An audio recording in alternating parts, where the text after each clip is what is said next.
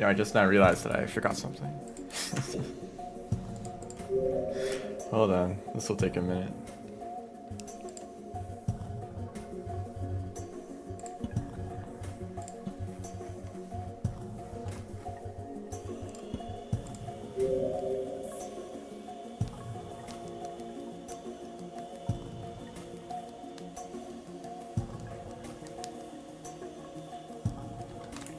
And do I have to change this? I do. My microphone settings randomly just decide to change themselves. Not sure why.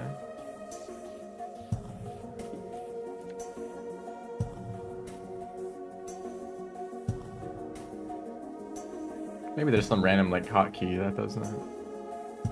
I press it like accidentally sometimes.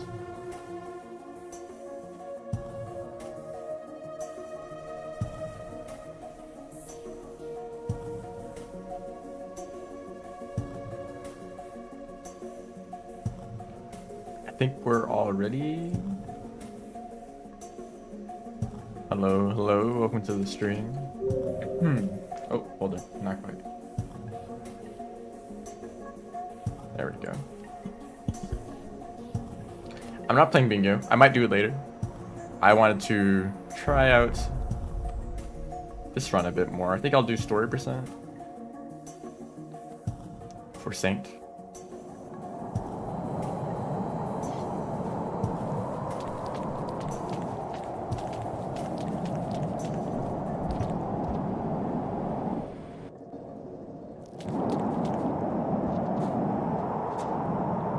I've not done a run like, oh, the cursor is going to be on screen, that's annoying. I've not done a run like this in a while. Limbo Cat? Sure. Now I'm pretty confident that there's been some developments in this run that I'm not aware of. So, you know, I might need to go and reference the other run. Well, actually, I don't even know if there's a video of it.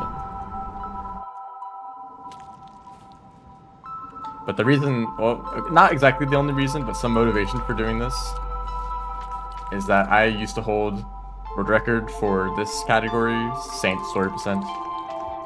Someone else took it. And I guess I'm trying to get it back. But I know that my own run was very flawed. There were plenty of ways to improve that one. But I tend to do this thing where I practice the run a lot. I do one decent attempt, but still has a bunch of problems, and then I just kind of move on. So I kind of leave behind a lot of decent, but like flawed runs that can be improved a lot. So I guess I'm just kind of going back and fixing what I kind of messed up last time. Hopefully. I don't know. I don't know if I'll actually end up doing attempts. I guess this might just be a roundabout way to practice this character in general. But actually, there may be a few techniques that have been figured out that could make this run easier. There's a few rooms in Rubicon that were especially annoying to deal with. So maybe there's some strategy for that now? Or not?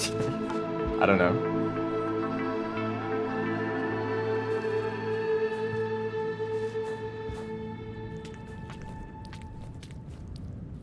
Okay, that was not good. I'll just keep going. Karma Flower actually helped with that. Hello. Time to right as I die, I guess.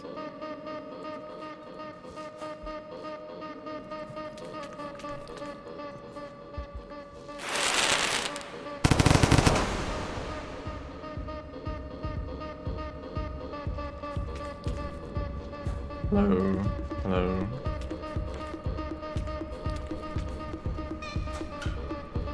Shrub, have you watched iced streams of Saints much? Whoops. This is not a bingo, this is literally just a speedrun, but yeah, okay, maybe you can tell me some of the new tech that I'm not familiar with, if there's been any developments.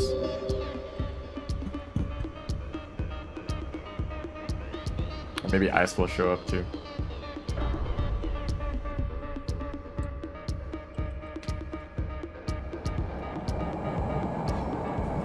Will I actually do speedrun attempts? Probably not. But I'd like to at least get a little bit better at this character. I know the one thing that I know of is the staying in the shelter in farmeries for a little bit longer to let the geeks move around while they're abstracted. And also, I think there's a slightly different route in one Room of Rubicon. That's what I saw for like the 10 seconds that I was watching one stream. I should go back, or I don't know. I don't know if like the most recent run of this has been like uploaded anywhere, because I'd like to see that.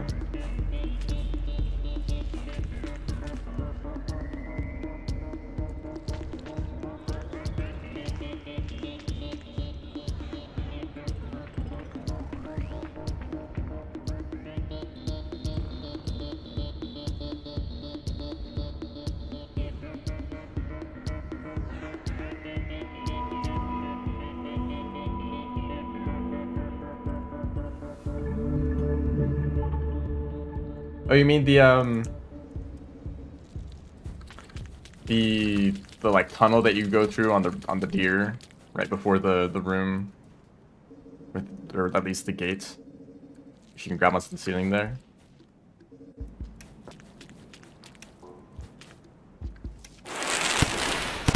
Came with lots of road record the popcorn.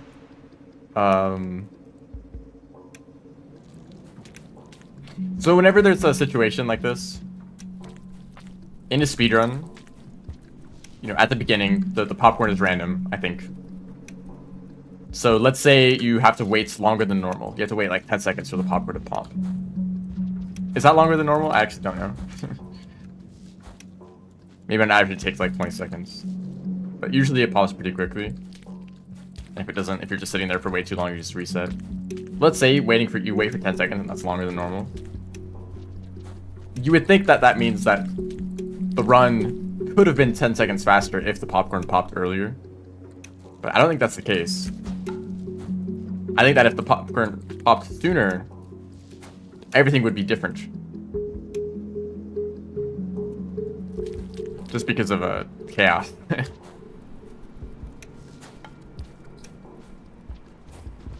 You know, just because you went to the shelter 10 seconds earlier and you ate the popcorn a little bit earlier, you know, your actions are a little bit different. And maybe the RNG of the game is a little bit different. Just a ton of little things like that. That essentially means everything is random. So yeah, you lost 10 seconds waiting for that popcorn, but maybe that made RNG slightly different such that you saved 10 seconds later to a creature spawn. Or maybe it also made the time worse later in the future. I think it's hard to say that, like, oh, if only this thing had happened in the past, things would be better. Because you don't know what would have changed if that one thing in the past was different. Hello. Welcome to the stream.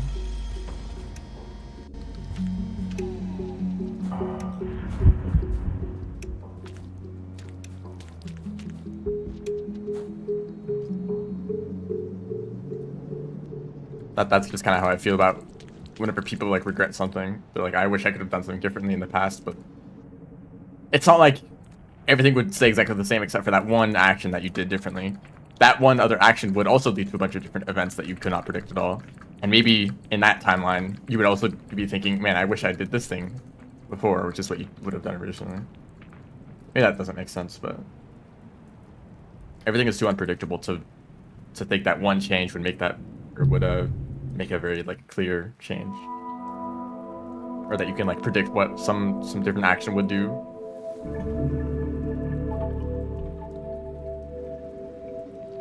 So when it comes to speedruns, I guess I should say, don't give up on a run that has a bad start or that is slightly unlucky, because it might end up still being lucky later, and on average it's actually a good run, even if it feels like, oh, I could have gotten luckier early in the run.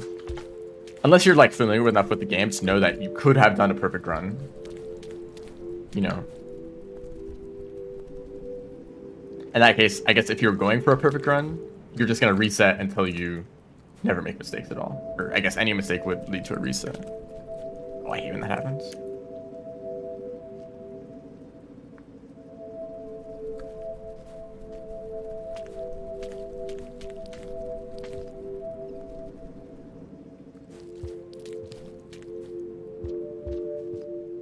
I'm very...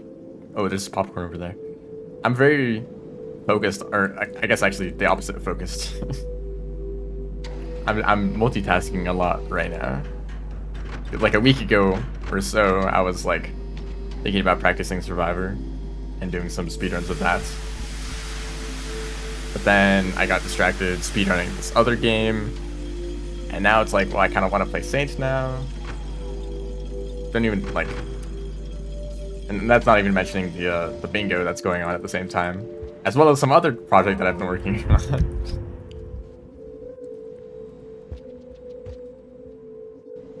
Maybe I'll get around to Survivor again.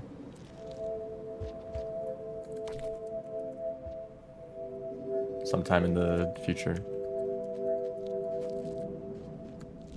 It's because I finished one. I actually have not even like submitted that run at all. I guess I should do that. It is a pretty big PB. But the way I was originally going to do it was do like 100 attempts. I don't know, just like grind it out until I actually got like a really good run that might actually be world record too. And then I'd submit that one.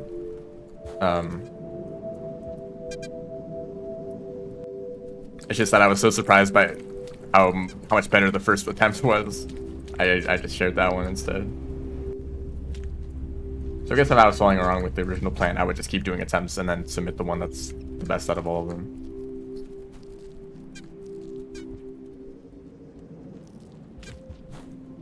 That was an interesting movement.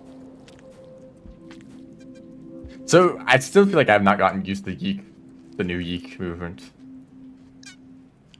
It's still kind of bizarre. And I might die to Wormgrass a lot.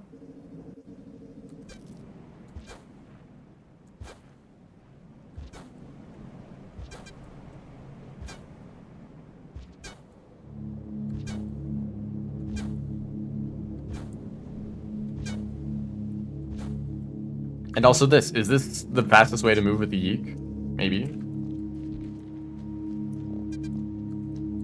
It's really easy to get comfortable with some things. Like, yeah, it's probably the best. I don't really want to put in the effort to like really make sure that it's the best possible thing that I could be doing. And maybe I do find a better option, but it's actually more difficult, so I end up failing more often and not actually saving time. Hello. Welcome to the stream.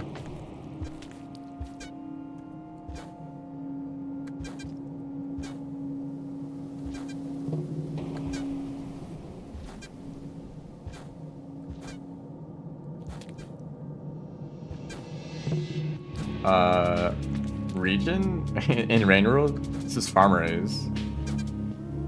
But I'm playing Saints, so it looks different. If that's what you mean. Okay, that was very good deer tech.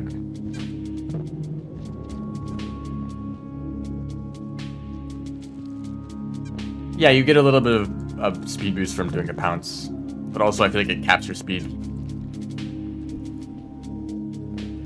Like if you do a pounce and you try to swing along a ceiling, a Saint, you actually go slower than if you just jumps normally without a pounce. Is it like this?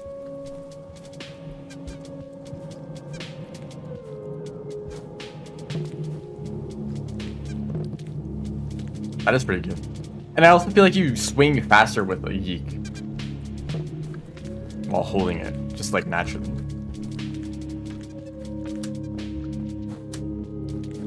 Just grab onto the popcorn.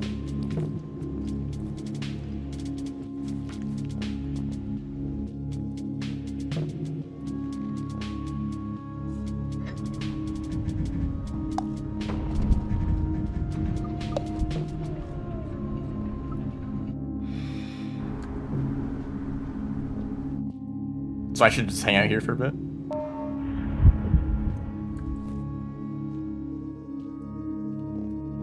See if that was long enough.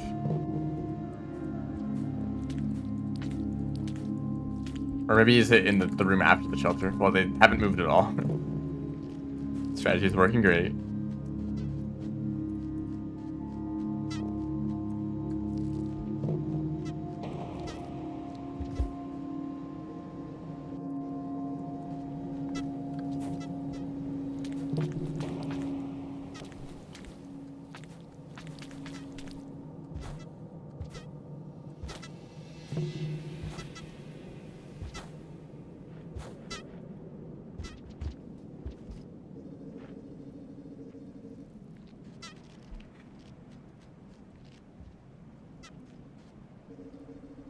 That's a very funny message.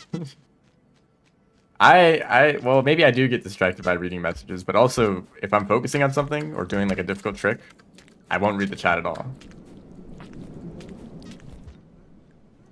I don't really care right now because it's a practice run. Like I could just stop and read the chat if I want. I'm not like trying to keep up a good pace or anything. This room also sucks, by the way. But also, if you put that message in all caps, I'm gonna be more likely to read it, even though that's exactly what you're telling me not to do.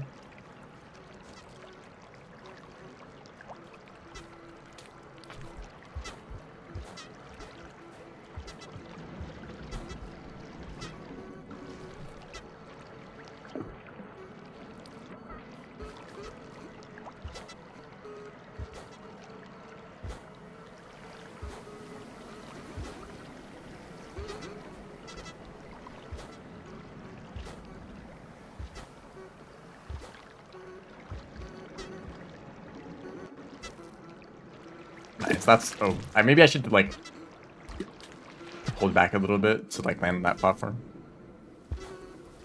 Sane.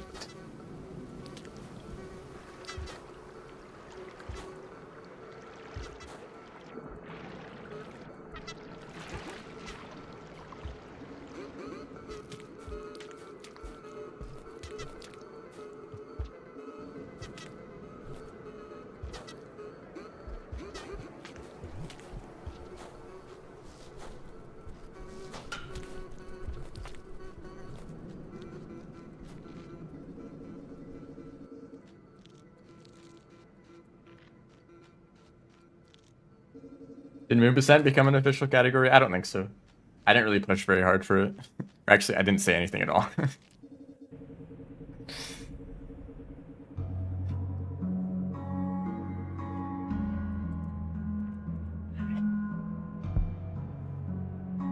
Funnily enough, most of my audience is not speedrunners. All the speedrunners are on Twitch.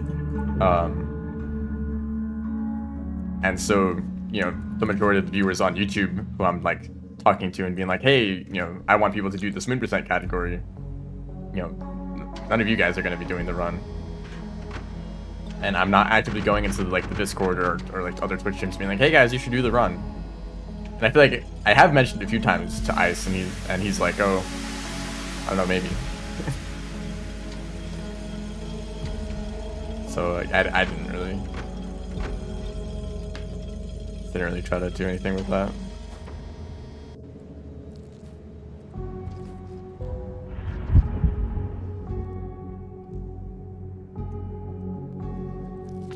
Forgot about that. I don't really talk in Discord servers. Like I've seen like probably every message in the speed scored channel in the main Rainworld Discord for like the past like year or two, but I've not said anything in it.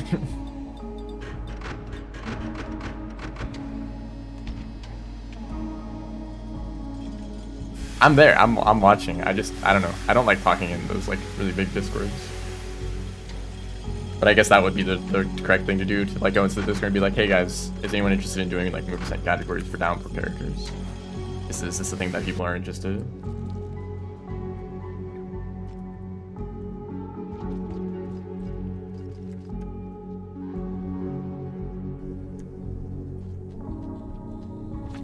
The Watcher. Damn, you guys figured it out. I'm actually the next DLC character. It's me. Hello, welcome to the stream.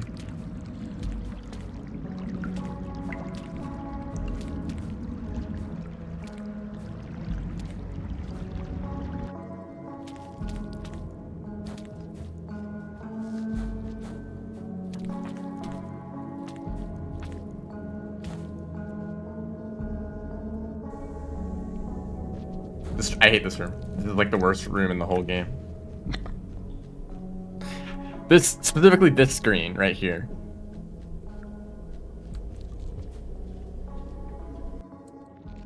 Like, yeah, you want to go to this like tiny single tunnel, or actually it's not tiny, it's really long. This really long tunnel. Well, there's like 10 creatures in the way, blocking your path, so good luck.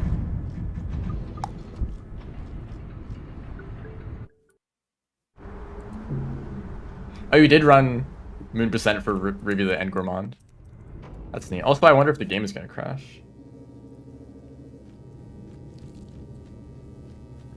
No, I've already gotten multiple echoes. That would suck. If the game started crashing... Also, I did this room wrong.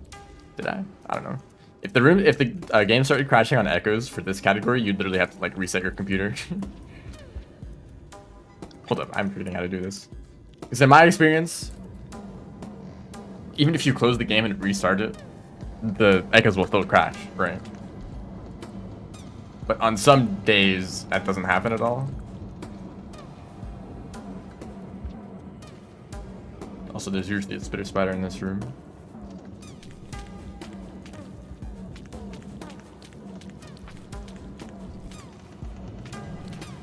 Spaghetti hell, yep.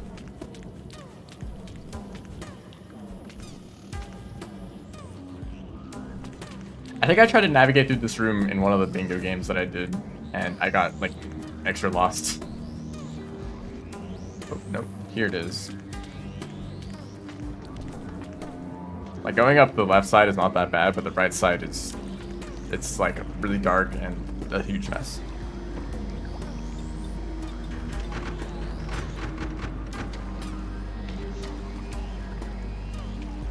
And also, you know, people did mention that there's too many Rainwood categories already, so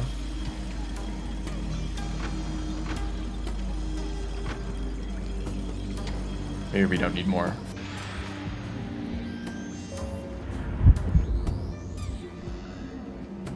Honestly, I wonder if some of the vanilla categories in MSC could be combined with the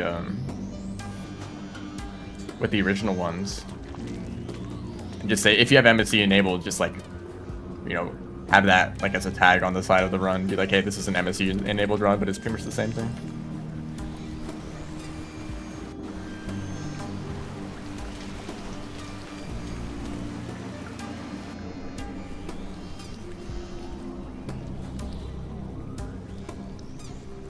And honestly, like, there's probably a lot of like Monk and Survivor runs that could be combined together.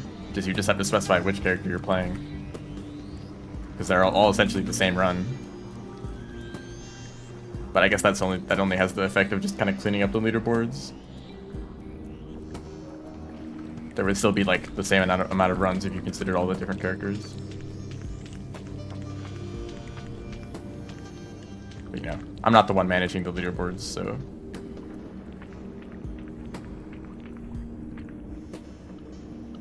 Monk would actually be optimized. I could say, so when I was playing Paddles Percent, I don't know, it's kind of a strange feeling. I feel like you want to play Survivor because they're the main character, right? When I think of like a Rainworld speedrun, Survivor is just the default. I'm like, oh, that's the character that everyone else plays, and it's the like character that you're supposed to play when you start the game, right? But Monk is just a better speedrun. Like if you actually want to have fun playing the game, Monk is the better option because there's just less annoying RNG.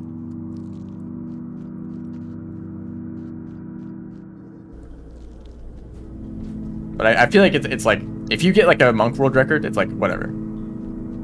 People don't even notice. If you get a Survivor record, it's like, oh, you got a new world record for the whole game. Like a Survivor record looks like a Rain world record. Monk is like kind of not noticed. Or maybe that's just how I feel. I don't know.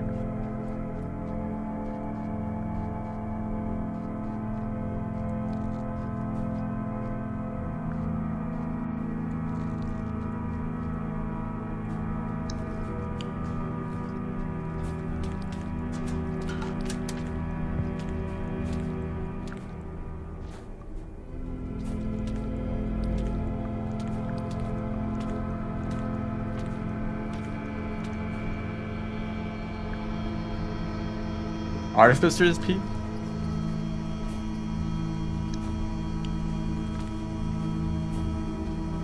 That's an idea, certainly.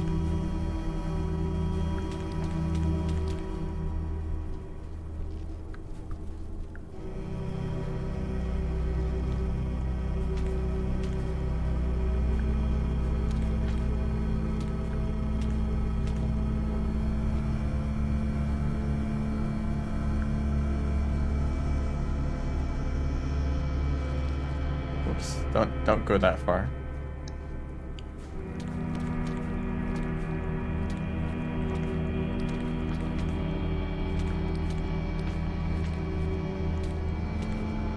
If you want for all the new viewers, if you want my opinions of the downpour characters, I really like Rivulet and Saint.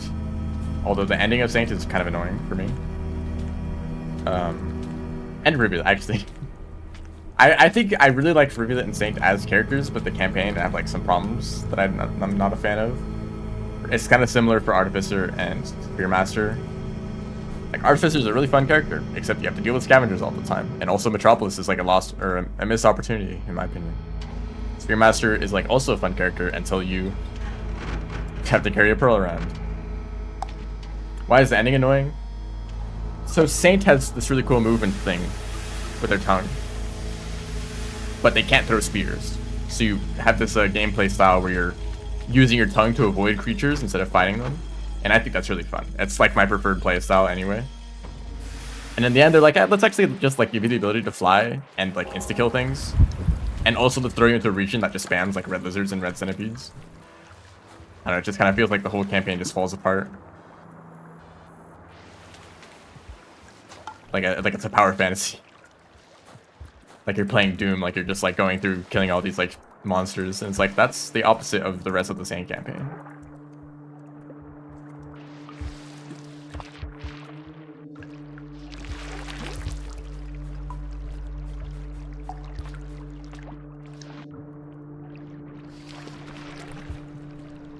And for Rivulet, I really enjoy base Rivulet movements, but the Refraction Cell is kind of like way too broken. Like, yeah, let's take a character who's already incredibly fast, probably too fast, and let's give them low gravity whenever they want, so they can jump literally across entire screens. Like, you can jump so high that you go off screen, you can go out of bounds super easily, or like outside of the area that you're supposed to be in. You know, can't really go out of bounds. That's a Gourmand thing, but also, I'm not a huge fan of the Rot as a region. Submerge is pretty cool, I guess. That's just kind of the way I feel about Downpour in general. It's like it's fun, but each campaign has some annoying thing about it, and it's like, ugh, if they only just like fix that one like problem, this would be a lot better. And it's the case for every single character. Like Artificer dealing with scavengers is just not fun. They're literally designed to like be completely unfair to fight against. Rivulet like starts like you're speedrunning the game, you know, you're moving really fast, but the cycles are really short. So that's cool. Like that's a cool way to balance things. Did I do this correctly? I actually have no idea. You're like speedrunning the game. You're trying to do things quickly. Oh, I'm actually just doing this wrong. Go with this pipe first. But then you enter the Rot and you get the Refraction Cell, and now cycles are super long and you move even faster. So there's like no rush at all. And I also I'm not a fan of the Rot as a region. Gourmand is like okay, but they have stamina and it's just annoying to move around. And plus you're like kind of just redoing a lot of the things that you did as Survivor. Like, oh boy, a new like the new Downpour DLC, let's like play it, let's see what's new. And then you like run around the like old map and you go to Moon and you go to Pebbles, and then you finally get to Outer Expanse and you find like something new, but whoops. Oh yeah, let's not die.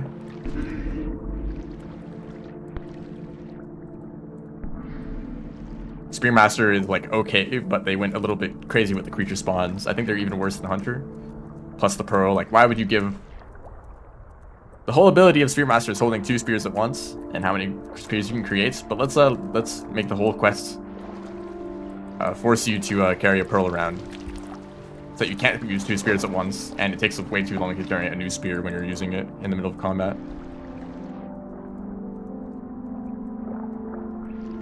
Plus the fastest path to the Moon in Pebbles requires a grapple worm, so you can't hold any spears at all.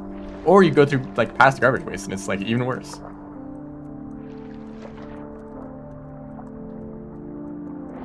I think actually you don't need to go to past garbage waste at all. You can just take the shaded path, which is like 10 times easier. But it's like, oh, it's a new region, I should go and explore this new content, but it ends up just being a trap designed to kill you because garbage waste is designed for Artificer and not for Spearmaster. You actually have to like a lot of the movement feels really weird. You have to use your spears to like climb around. Kind of feels unintentional. I mean, I guess that's the whole point. That like let's design a region that Artificer can navigate with their double jumps, and Spearmaster can navigate with their spears. It feels like the map is just not designed for you at all. Whereas the entire rest of the world does that seamlessly without feeling like it's unnatural or anything.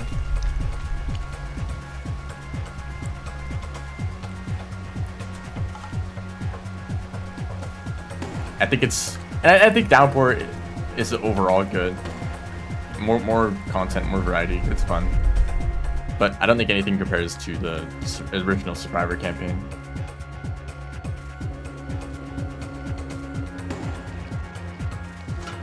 But the Survivor campaign has a kind of bad speedrun, so I usually am playing Downpour.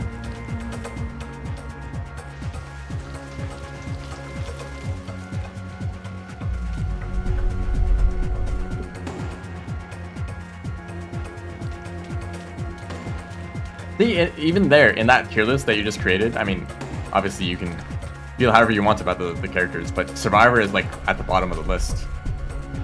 This is something that I've noticed with a lot of people who make tier lists of the characters. Like, Survivor is really low. I don't know if because they're ranking them by their ability, and Survivor is just kind of underwhelming. In terms of, like, they have normal movement, they have normal, like, damage. All the other Downpour characters are overpowered in some way. But I think I associate the Survivor with the first time you play the game and the exploration of the map. Everything is new to you, whereas every other character only adds a little bit of extra stuff, you know, like maybe 1 or 2 regions, but also like plenty of annoying things.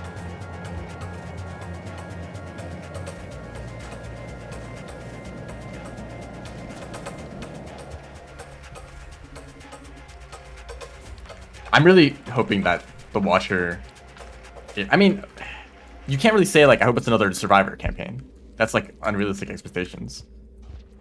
Because there's no such thing as recreating that. Unless it does. Like, imagine.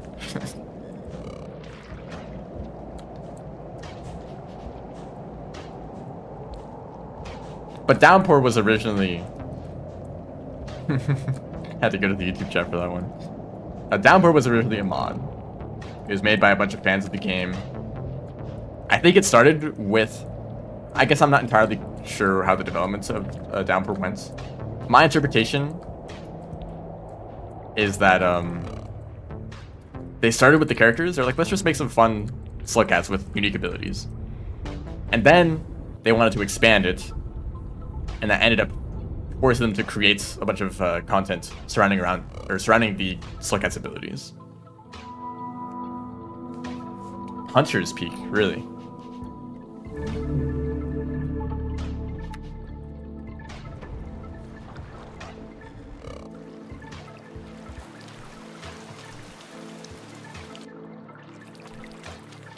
And Gourmand? What?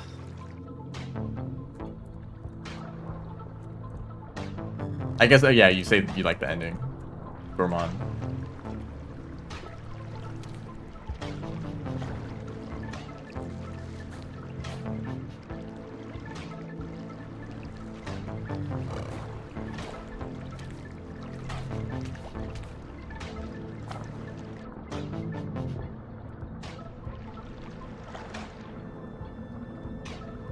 Yeah, I guess so. You're not, like, overpowered, even though you have a bunch of, like, really bizarre abilities.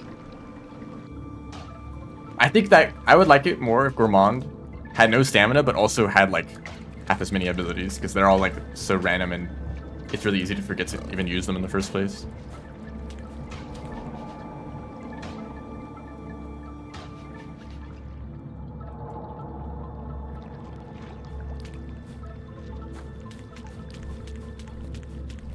Yeah, that's a really nice, that's something I really like about Hunter. I definitely agree with that. All the Downpour characters and a lot of modded characters too feel the need to, like, add a bunch of abilities and gimmicks and, like, stuff like that. And Hunter is literally just, I think I do need this food, or what's it? Shoot, I totally forget the food writing here. I think you have to eat this. Hunter literally just gives you an extra spear on your back, and it makes all the difference. Like, just that extra spear makes Hunter way stronger. Plus a little bit like higher stats on average.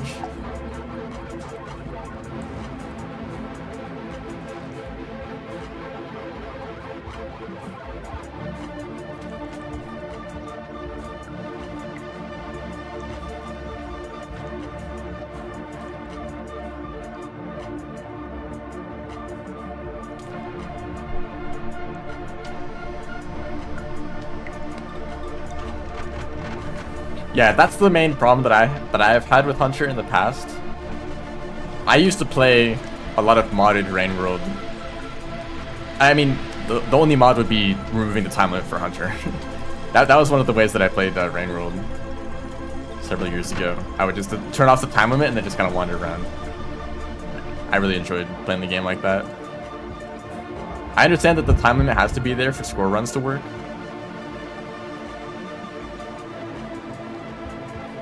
But it kind of hurts the casual experience. You can't really feel like you can just kind of relax and like explore and do whatever you want. I mean, I guess you're not really relaxing as Hunter, but you know.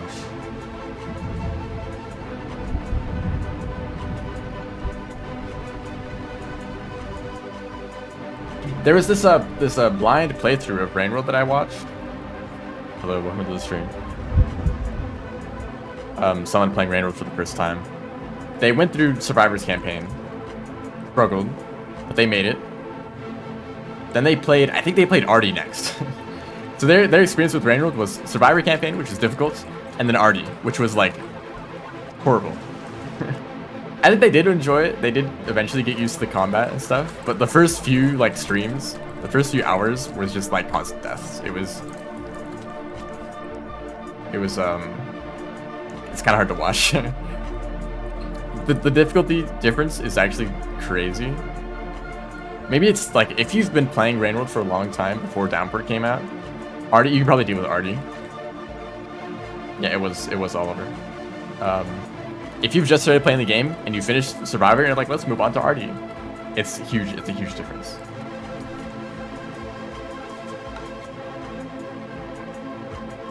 And you're in garbage wastes. Gab King fight. You either die instantly or you kill them effortlessly. There's no in between.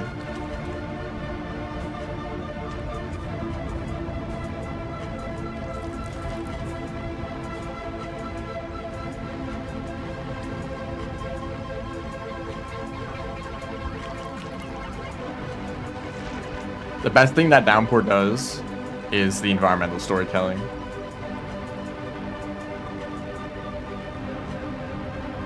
That's like by far my favorite part of the DLC. The whole like idea of the timeline and getting to see how the world changes between each campaign.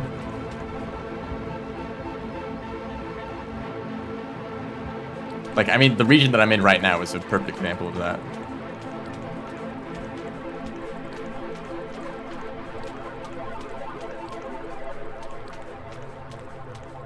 I think that maybe if Downpour was a bit closer to the original feel of Rain World, it would be a bit more focused on like how like it's like time is moving forward and there's like nothing you can do about it. Like things are gonna change. Like the whole like ecosystem and environment like is kind of falling apart, and that's just, you just have to adapt, you know. And maybe have a little bit less impact on the story, because think about like how many campaigns you're actually doing something very significant. Rivulets doing the whole, you know, heart transplant. Spearmaster delivering them. I guess it's kind of similar to Hunter, so that was in vanilla.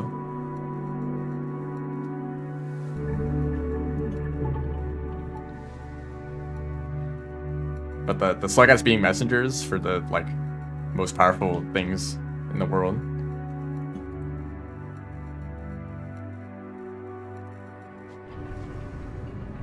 Yeah, that is one cool thing about Gourmand. You talk to Pebbles and he's like, yeah, just get out of here, dude.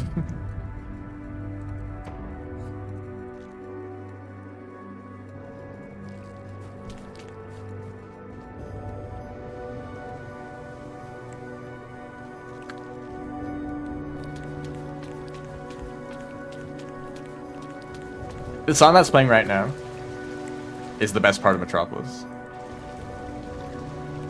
You know, the city that was in the background of the walk to Pebbles for so long. You're like, I wonder what's going on there. Like the architecture is very unique. All like the kind of like slanted like boxes stacked on top of each other. You finally get to the city and it's a battleground for scavenger combat. That's what it is. The backgrounds look cool, I guess, and the music is good, but then you're just too busy like fighting stuff and dying constantly.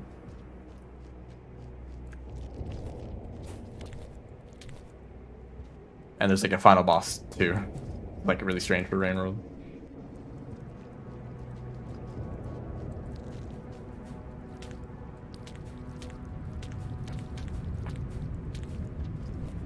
Like imagine if Metropolis was just like empty. And you just had these ruins to explore. And maybe there's like a few pearls here and there. Maybe some vultures. Vultures would make sense. I don't know, I think it could have been such a like cool atmospheric like exploration of like past ancient lives, you know.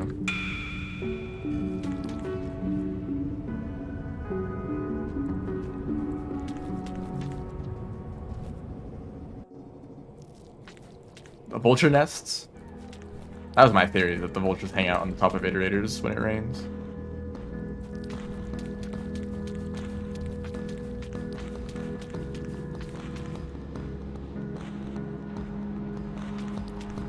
Yeah, Bitter Area is kind of like that, but Bitter Area doesn't really feel like a city.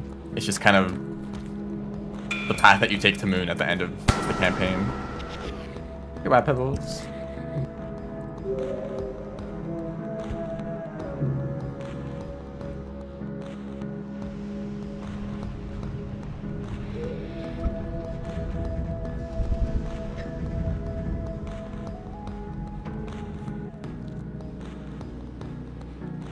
But you know, like that kind of journey would not really be fitting of Artificer's whole thing.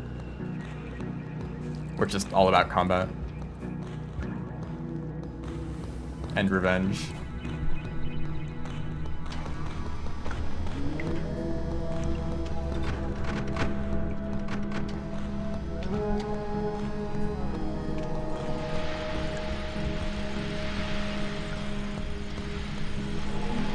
I feel like the whole like Artificer story is kind of strange. Like it's very like human to be so motivated by revenge. How often are wild animals? How often do wild animals care about that? Unless like they actually do. If that's something that I'm not aware of. Like, oh, this animal like killed my children. Time to like fight back. Like, does that happen?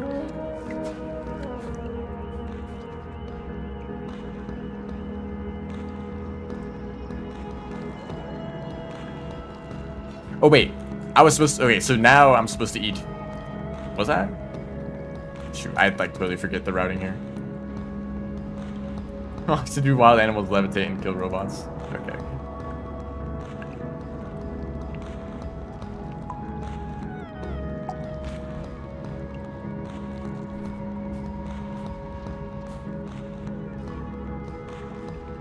Maybe if you got to explore Luna before it was destroyed, and you see like, oh, this is like how much it collapsed when Moon fell.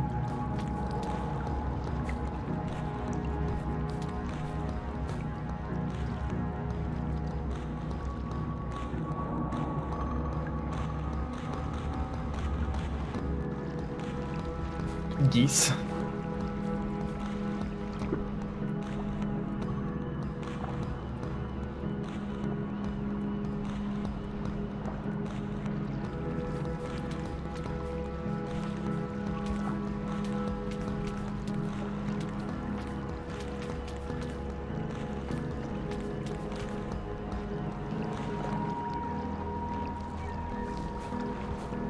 Elephants. Is this the right way? Wait. Actually, why do I like totally forget the route?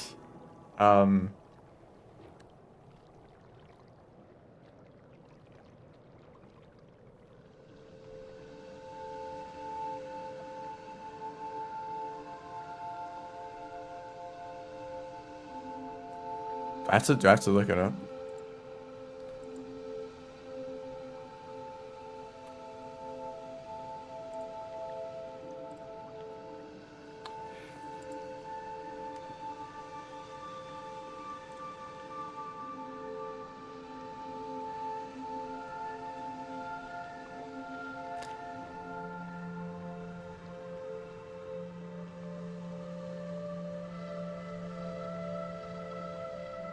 Go to Pebbles. After Pebbles, go to this shelter, which is...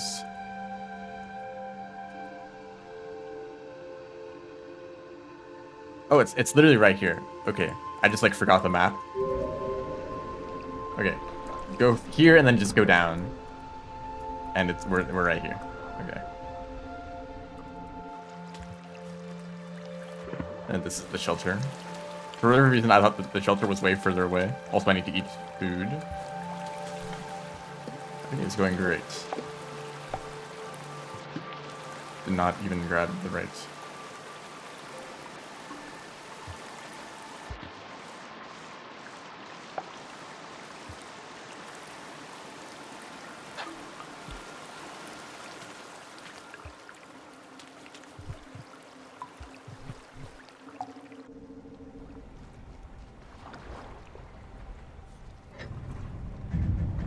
Also, Downpour. Sorry, maybe I'm bringing this up too much. Downpour has 2 iterators. I mean, Rain World has 2 iterators, but Downpour is like, let's make Moon also like very, very relevant to the story. You know, base Rain World, Moon is like off to the side. You visit her for lore or for like Hunter's Quest. That's it. Just like a handful of rooms. Downpour is like, let's make Submerged Superstructure and Moon's whole like intact structure for Spearmaster. Even though you've already been through Pebbles like several times. You know, so I guess Submerged is a unique location, but I don't think iterators are different enough to make it interesting to explore a new one.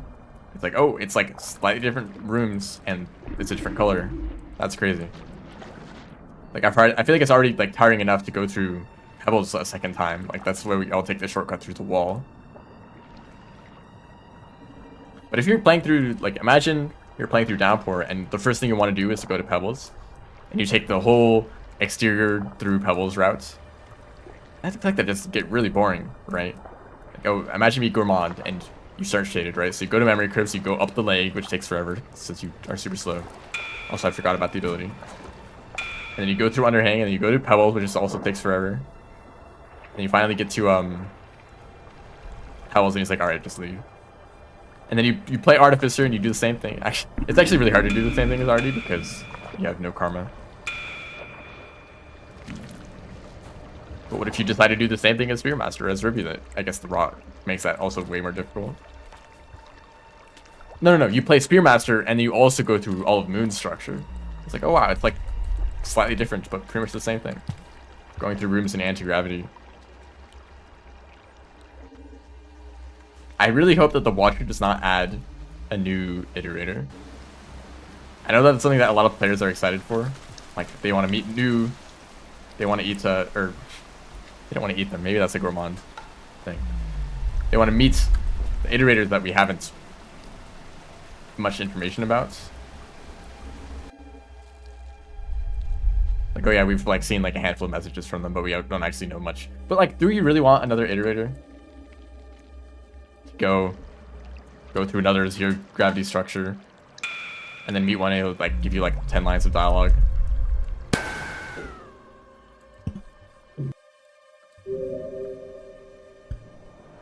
Is stream lagging? No, actually. Is it? OBS tells me it's fine. Yeah, there is a fast path through Pebbles if you are a speedrunner, but actually I very rarely see people take that path.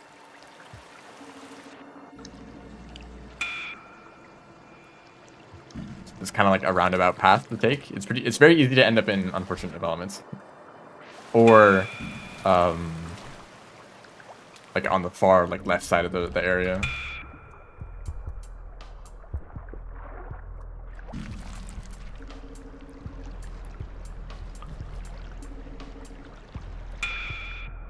But there is the Rot. That's like the one thing that feels like the Rot seems to be a big part of the Watcher. So like that's usually associated with the iterators, yeah. But I guess Garbage Waste is like not exactly the same.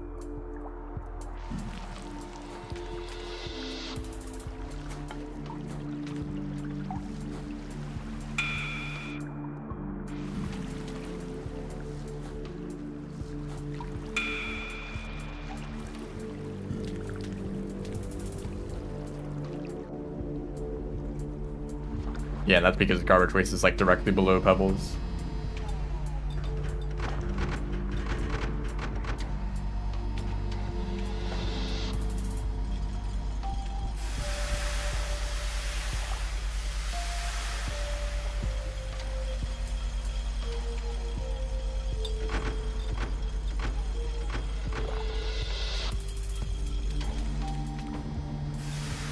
It's kind of a strange decision to include the rot like that. I mean, I guess we'll have to wait and see what they actually do with it, but I thought we already got a pretty good exploration of the rots as rivulets, right?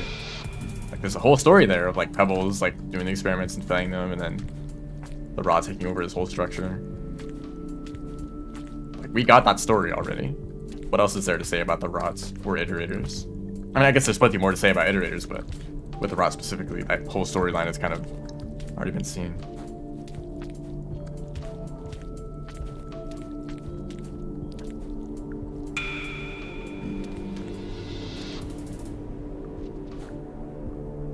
This little area sucks because there's usually a centipede right here that blocks your path.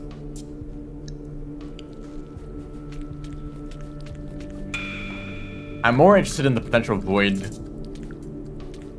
connections with the Watcher or Echo stuff.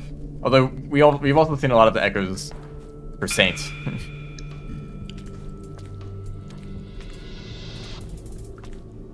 Maybe the Watcher's a void worm. 15 new regions, yippee.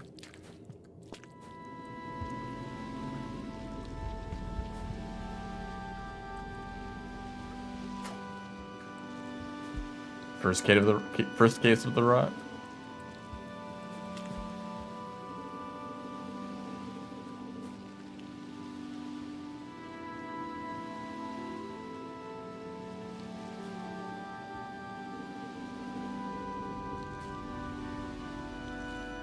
By the way, anyone participating in the bingo events, please learn filtration. Or actually, if you're on another team, maybe don't learn filtration.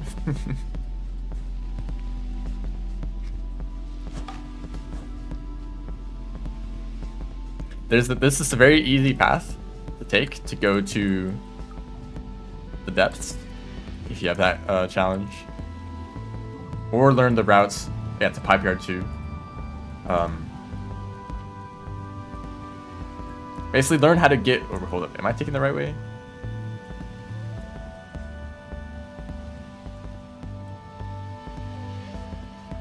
Am I forgetting? No, you just keep falling and you go down here. Okay.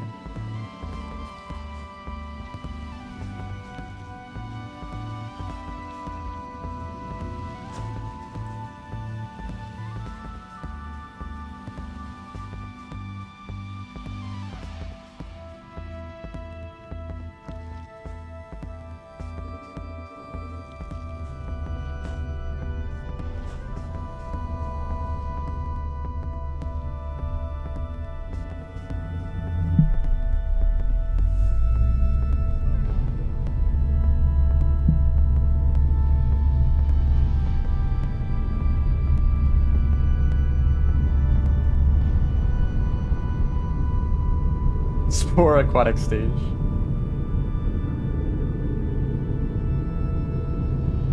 Where did the depths go?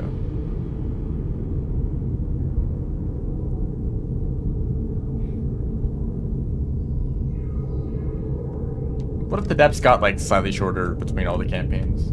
This kind of makes me think that Rubicon is just kind of like a made-up place. It's not actually real. Because if the Void Sea was slowly dissolving the earth above it, then you would see that progress. It's like there's no way Saint is so far in the future that it dissolves the entire thing up to the like that tunnel. But for like Rivulets, it's like not made any more progress than for Spearmaster.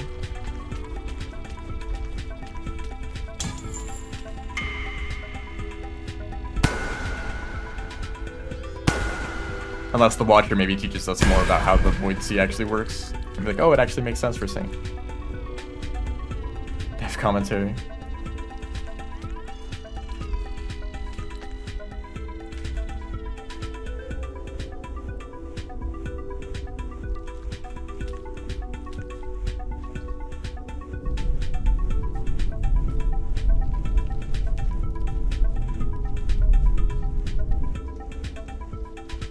Wait, C makes no sense. So what is the route here? I feel like I should like pay attention more. Is it going this way? Because this leads directly to the pipe. Primordialis? Is that the game that... I think I know that game. I did play the demo a little bit and was maybe a little bit underwhelmed. Also, it like... my computer was not very happy about it.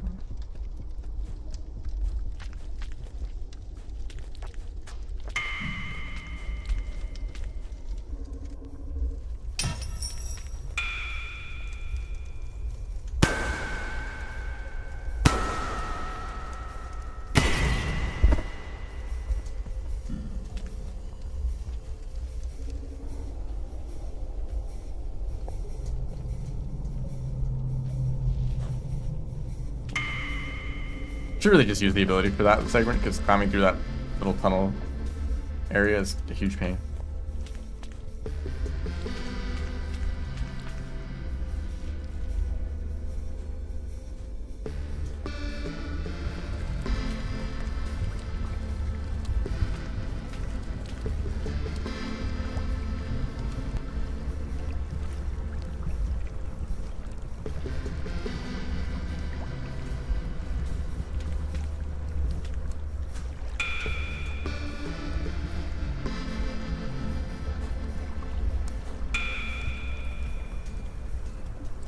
Reassembly mentioned.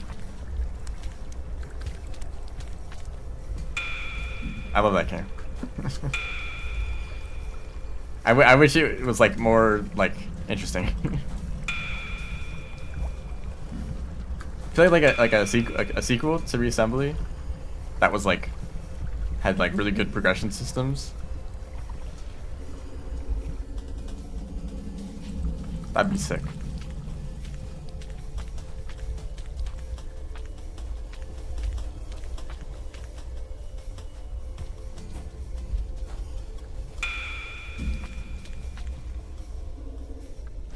This room sucks. There's like 2 red lizards here.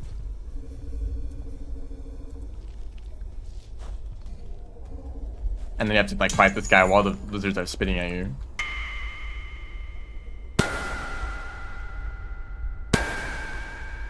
Oh yeah. Saint spoilers, I guess. This is like the end game. But I guess I didn't really specify that this is a speedrun, so.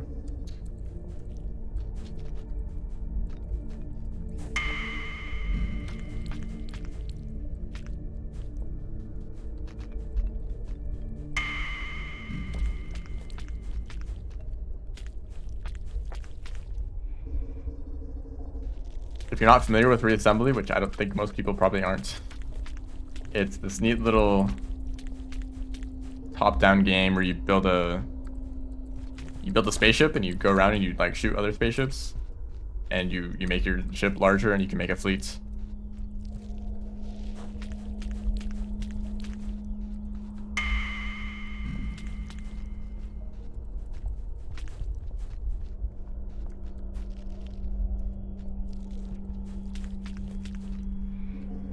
I think, yeah, there's no creatures.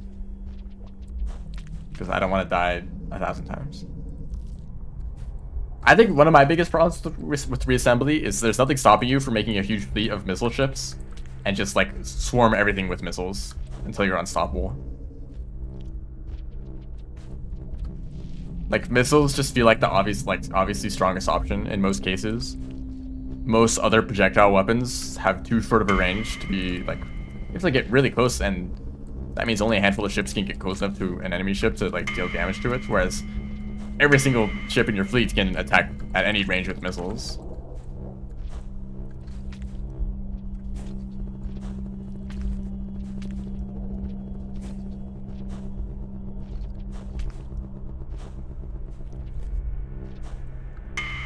And also the long range projectiles are really they're not very satisfying to use because projectiles move very slowly and they're not actually that long range. If there were more like powerful long range options, that'd be nice. Like the railgun is like not a very good railgun.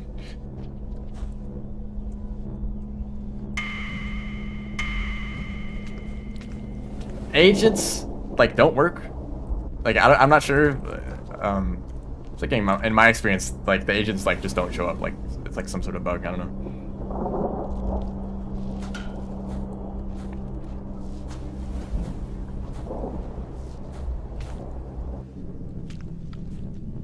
But even then, they also died to missile swarms. It's like you can either build a massive fleet and like wipe everything out effortlessly, or try to focus on making like a powerful single ship, but it doesn't really work out because you don't have enough missiles, or you know, other projectile weapons just aren't really that strong on their own on a single ship.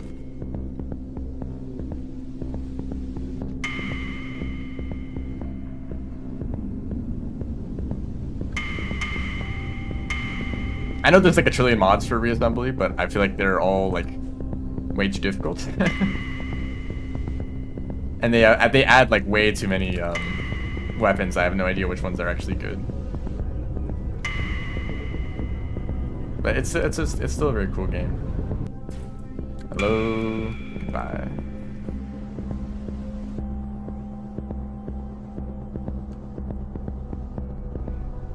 I think that there was some sort of bug where, you know, the agents, like if a single agent was corrupted, it would prevent all agents from loading in to the map. So if you wanted to make a really big map with like 50 agents, like if one of them was corrupted, it would break like the whole thing.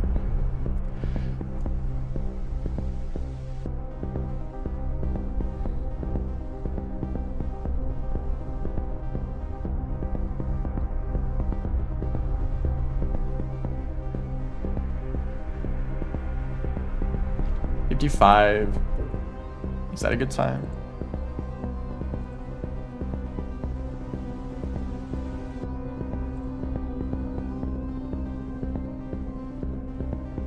Like 30 seconds faster than my PB, which is pretty good since I was like lost once in a while.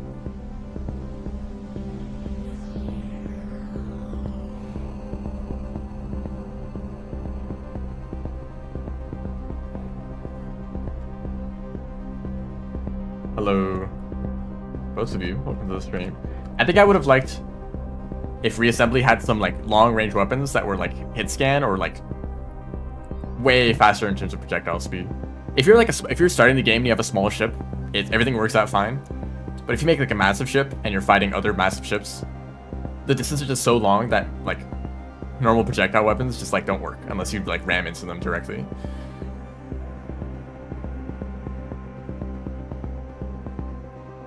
That's just kind of a like game feel thing, you know, like maybe the weapons are effective, like maybe if you get in close range they do deal a lot of damage, but they're just kind of unsatisfying to use because of how slow the projectiles move and how big everything becomes in the late game.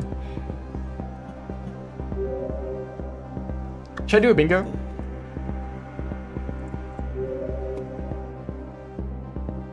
I could do that. Bingo mode.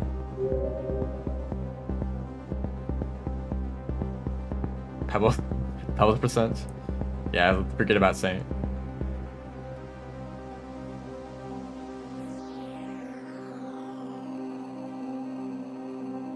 Wait, is there a game today? Oh shoot. There is. Well, I kind of wish I could watch that, but I guess I'll keep the stream going. Or I could like raid into it. But no, then the stream would be like super short. I'll keep going. I'll watch the game afterwards. But if anyone's interested, there's an actual bingo match happening. When is it? 20 minutes? Yeah, in 20 minutes, which actually means in like an hour. That's when they will probably start.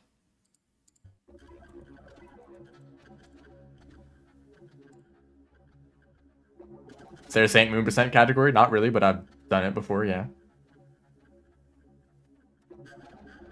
I've done all of the Downpour Moon percent runs, but they aren't really official categories.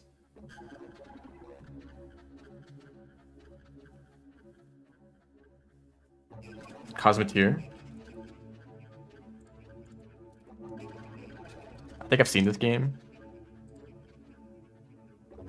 Oh, it's this one.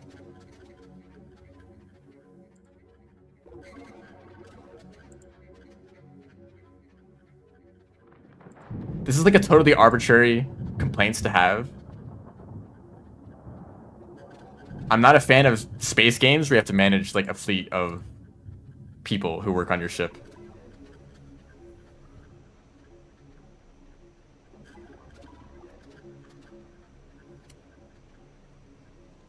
It's like a really weird thing. I prefer when you just build a spaceship and it just works, and instead of having to build a ship, then manage like all of the people who are working in the ship and like make sure that they're all like healthy and whatever. I don't know. It's like just like an annoying thing that I don't really care about in a sci-fi stuff.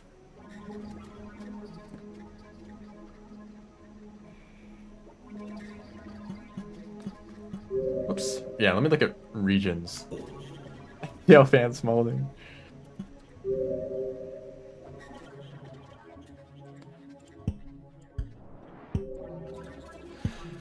Okay, now I have to...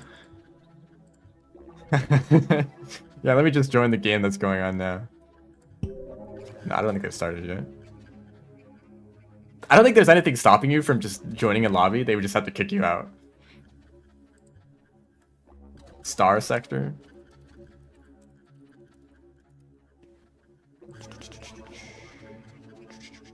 Have I seen this game?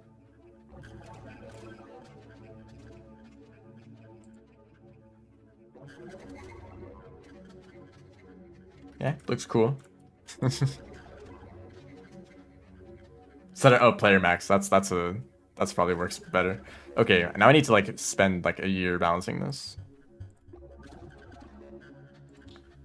Yeek.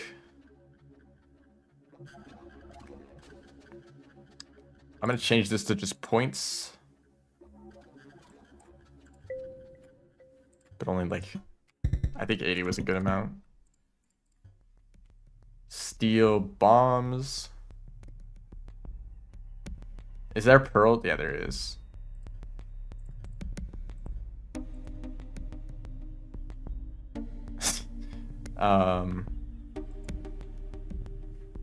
It's actually kind of hard as Saint because you barely throw grenades any distance at all.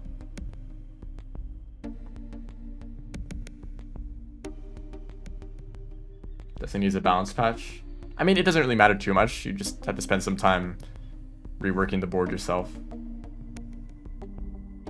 It's a lot of stuff to worry about when it's not actually a big problem for the tournament. I mean, that is hard. I guess I'll keep one of these challenges in. Maybe I'll do like a... Yeah, I'll make this a Hazer challenge. Or... Hazer. And then I'll change this to... Popcorn? Can I do popcorn?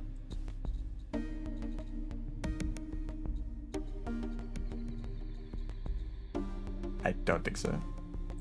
How about slime mold?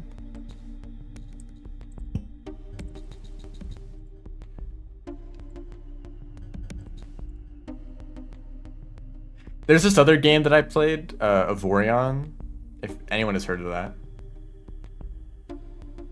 Which is a funny game. It's not I'm not exactly sure how I feel about it. Kill 8 vultures. Maybe some kill challenge. Snails. I can do that. Really grindy. I've probably spent like a good 5 hours of my life sitting in front of an asteroid and just mining it. Because you can mine asteroids for materials in Avorion, but there's some asteroids that are like super resource dense, but they take like an hour to mine each individually, unless you have really good mining lasers. So in the early game, my strategy would be to find one of those asteroids and then spend an hour just mining it, and I would get a good head start on materials.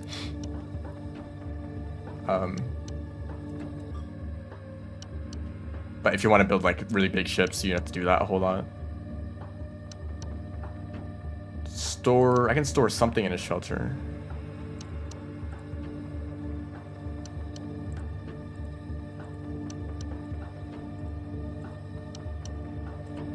Literally can't get vulture masks. Beehives.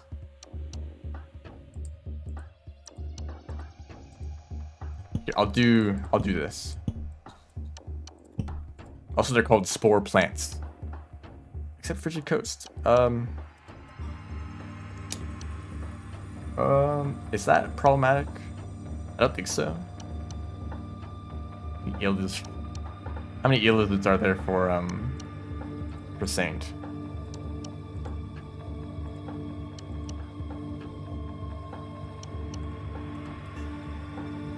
I already have a Karma Flower challenge. I want to add like a hits creature.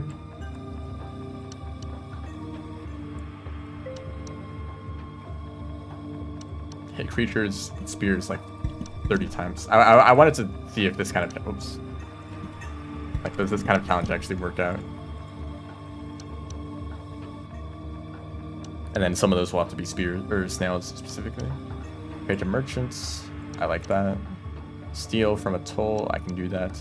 Never use Scavenger Lanterns. Sure. Well, I should add some vistas. Visiting Echo, maybe? Add some echoes. Maybe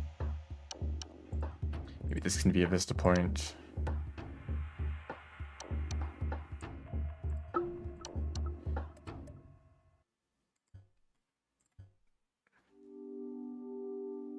Touching a Leviathan. And I already have a Yeek, or I'll keep that Yeek challenge. I'll make this another vista point. Hit Brother Longlegs. I could do rocks maybe, or maybe jellyfish. That'd be funny. And then maybe lower these a little bit. And I think this is fine. I can't do this one.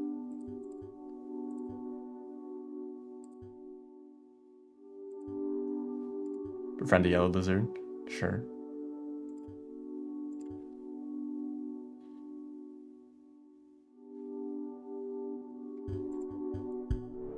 Okay, now I can read chat.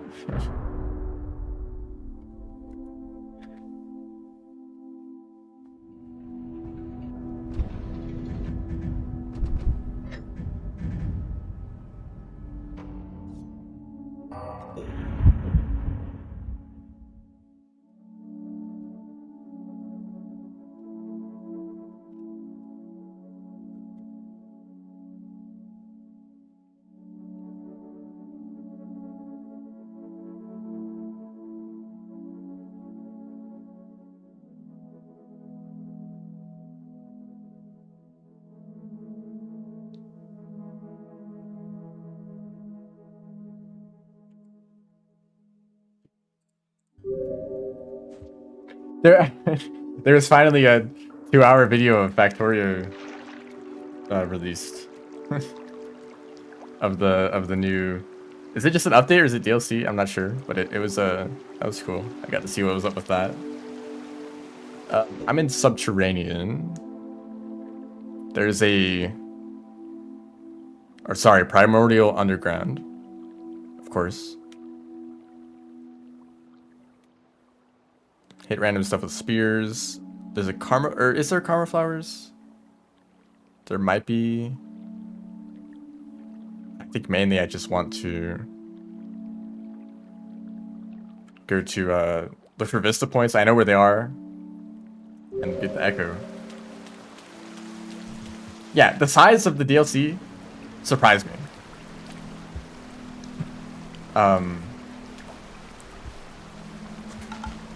Like how many planets they added.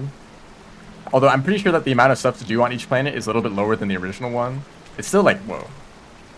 And also, okay, I haven't played the game, of course, so maybe like an actual Factorio player would be like, oh yeah, I hated those mechanics, they were so annoying.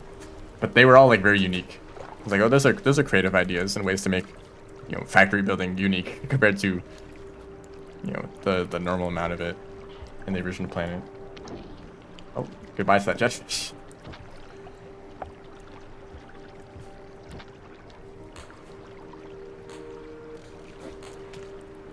Also, oh, they're just like floating up very slowly.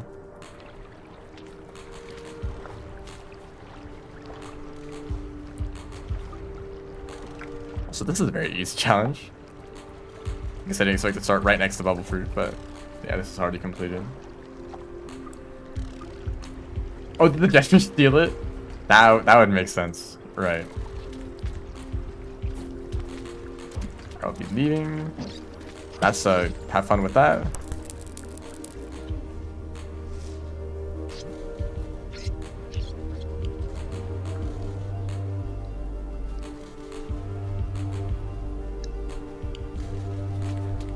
Saint spin, no way.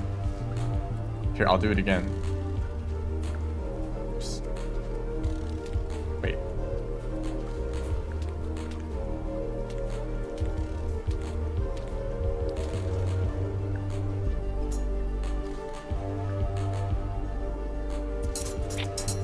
Sonic 15.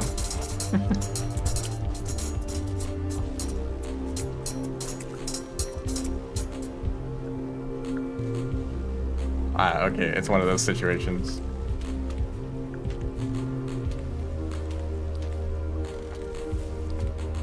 How many of these glow fruit am I gonna find sitting on the floor? I believe I need to keep going to look for the Vista. I'll probably stay in the shelter, the filtration shelter. Although that shelter is a little bit of a trap, it can be kind of hard to escape from. Also, the game is lagging.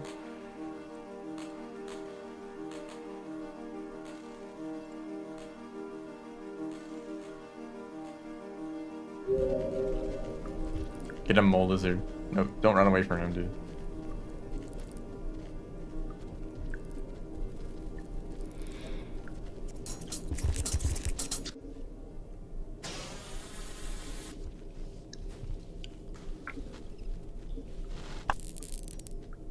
Let's track a batfly. Is that really necessary?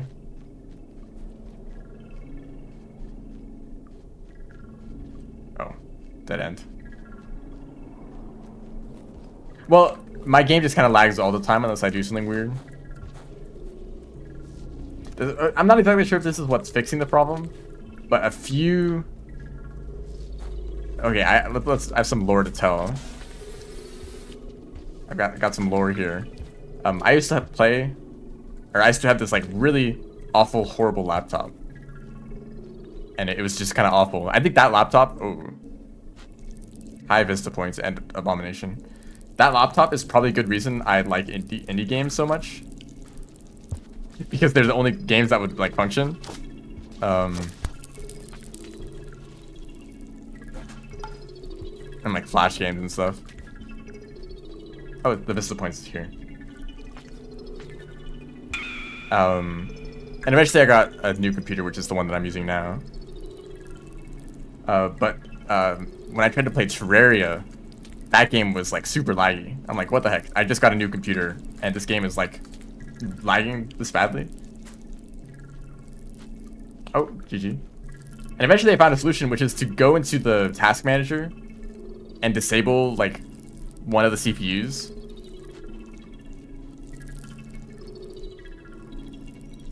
It's really weird. But for Terraria, oh yeah, okay, that's just a giga death. For Terraria, it made a huge difference. It basically completely removes all lag. So it goes from like unplayable to like perfectly fine. So whenever a game is like lagging, I do the same thing, and it usually makes it better. Unless it's like placebo or something else, but I do that for Rain World, and I think it makes it a little bit less laggy on my end.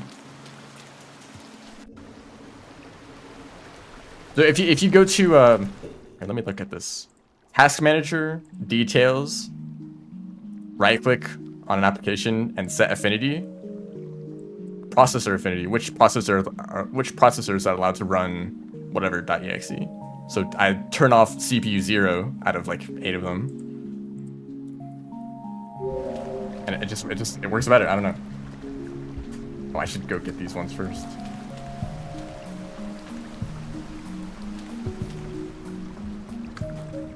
For Terraria, it's like very noticeable, like instantly like lags, like, or instantly like removes all lag completely. So I don't know what's going on with Terraria specifically, but maybe it also works in other games.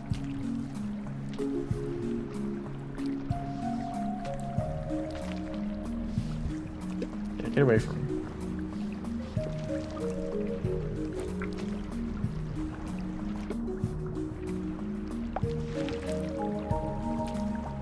And it was so weird because I was having problems with Terraria lagging for so long, and some random like Steam forum post was like, oh yeah, do this weird thing, and it worked.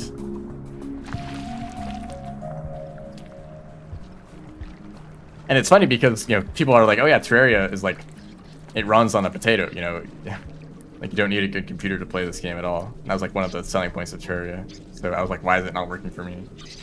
Bingo match starting? Okay, if you want to watch tournament game, go to the Rainworld Speedrunning Twitch channel.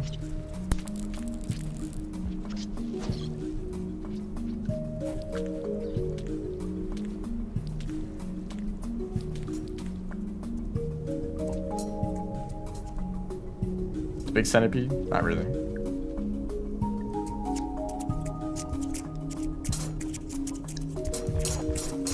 Some problem with the multi-threading.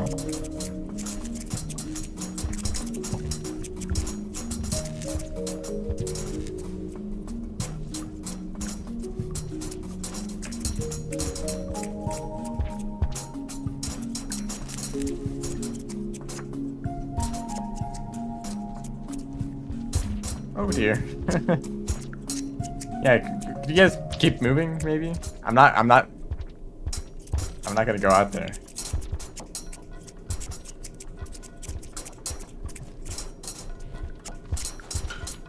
Ah.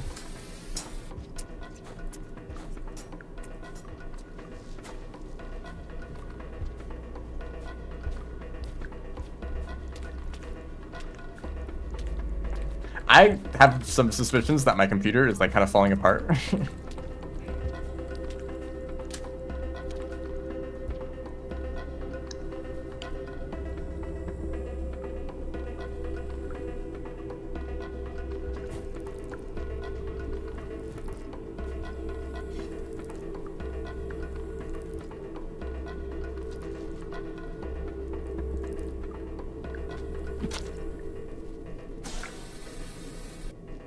He vanished.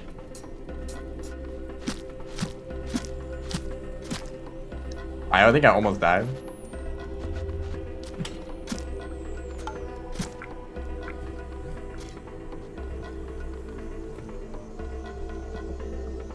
Master trick. Watch the centipede disappear with his bat flap. Whoa. That's pathetic. Like, even doing a slide doesn't make your spears effective at all. Nice dodge, dude. Nice dodge, dude.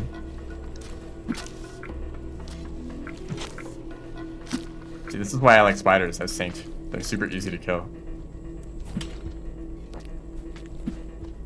Just kidding.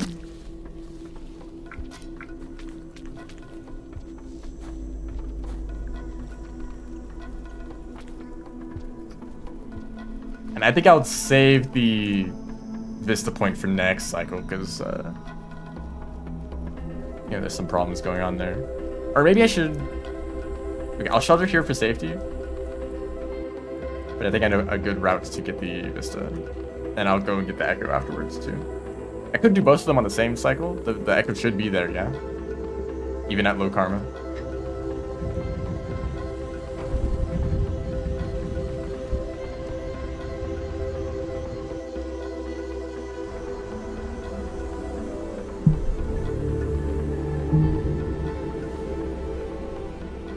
'13, 14th gen Intel CPU. I have no idea.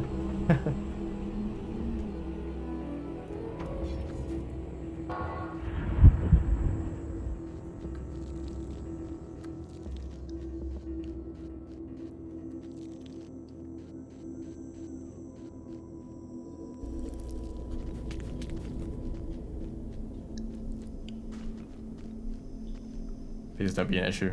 Thank you.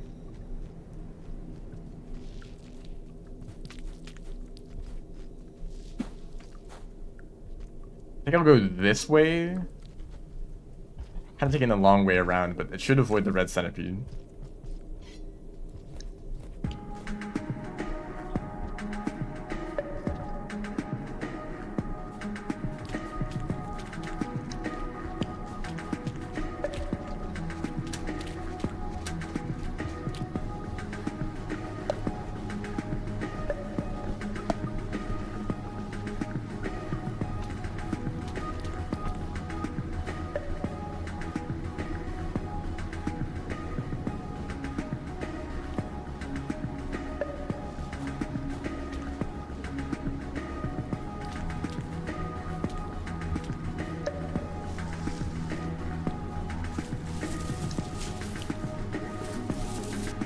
good, man? There's a merchant. I don't know if there's any pearls around here. I could trade with the merchant a little bit. Give him some spears, some mushrooms. Sure. The centipedes might become a problem. I could go and give the... Actually, they like gooey ducks, yeah. We'll see how much value these are worth. Or, actually, this guy is also a problem. Look at my maid.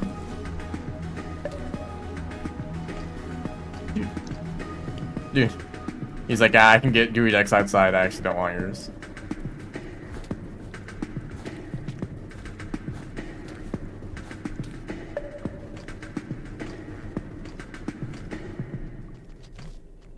Hey, hold on.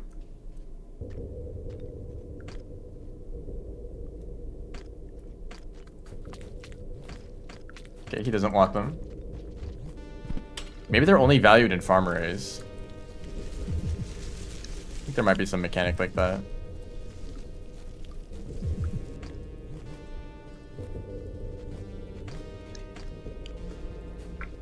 They're worth 2.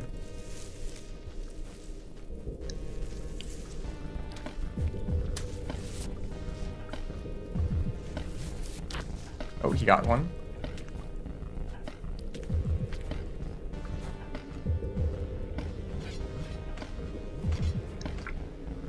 Okay, if I just trade 1 pearl to a merchant in the future, that will finish that challenge. That's a value of 1. Uh-oh. Okay, well, thank you, Spitter Spider. Let's just head up here real quick.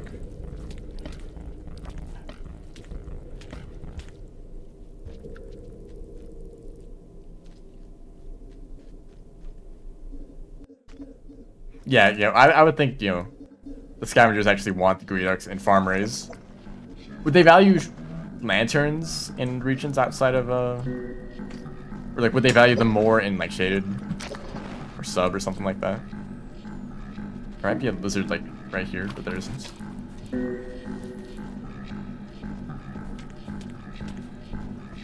And they're less valuable here because they have easy access to it. So I actually was correct about that joke. He did have easy access to gooey ducks, so he didn't care about mine.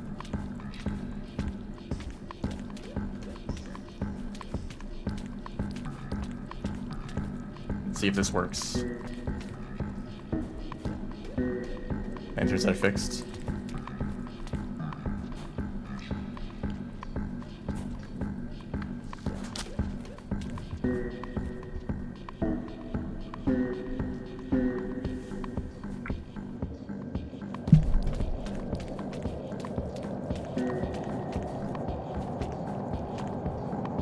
I guess lanterns are like a more valuable item inherently.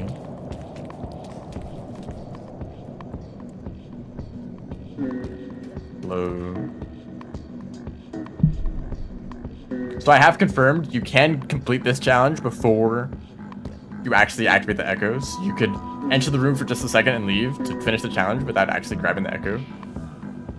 If you would ever want that for some reason, but that is a bug and it will be patched in a future version of the mod.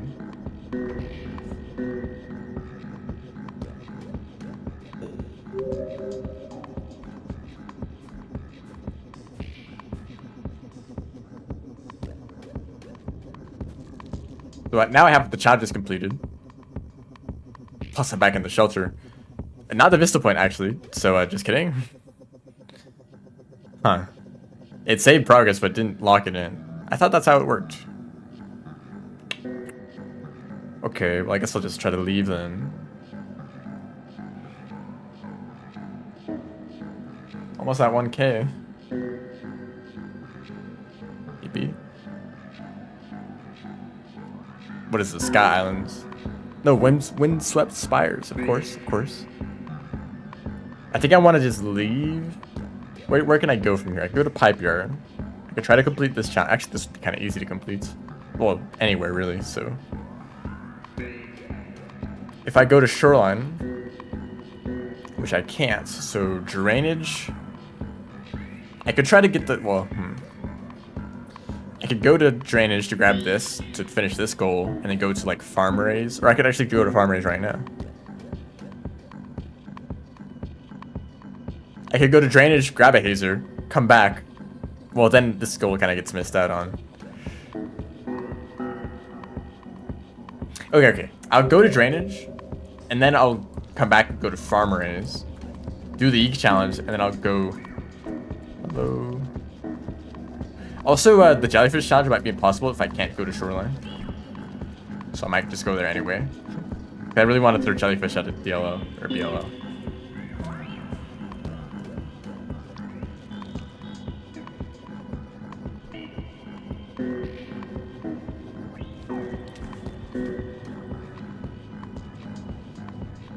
So the tech for this room, by the way, when you enter it, immediately throw an item. I killed the spider. Actually, I don't know if I killed them. It is a spitter spider, but at least done it for long enough to get past. The farmer raise hazer.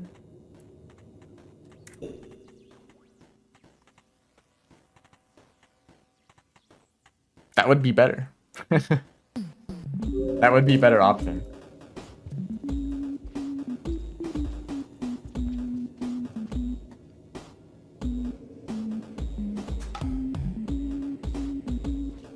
There he is.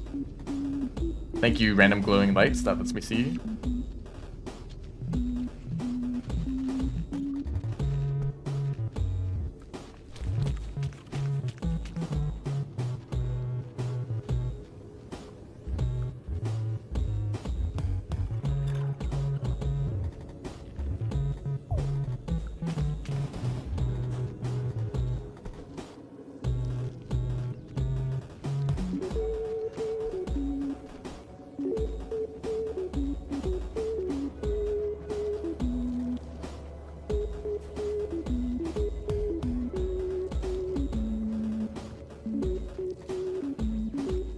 It would be neat if this song was in the game.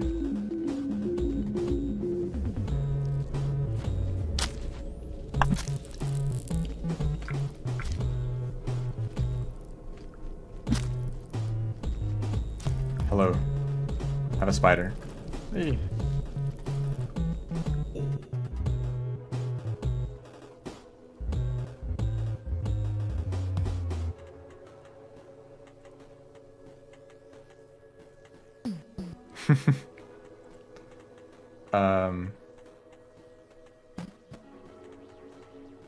Yeah, maybe it looks a little bit complicated.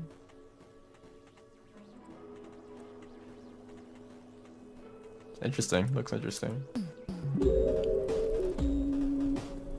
I'm technically developing a space game myself, although I don't know how much space there will be in it.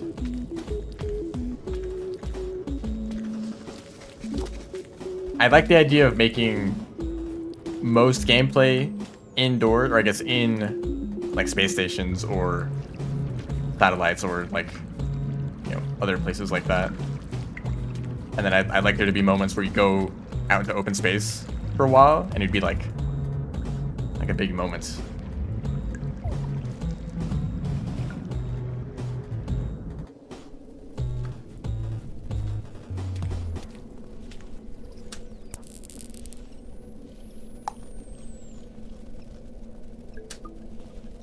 I'm also this is a really like meaningless nitpick of my own stuff. I'm trying to figure out a way to make, if you think about it, why would a spaceship go inside of a space station? Maybe to like park there, and then the person piloting the spaceship would get out and, you know, walk around because the place would be designed for humans. But in the gameplay, or in the gameplay sense, it's better for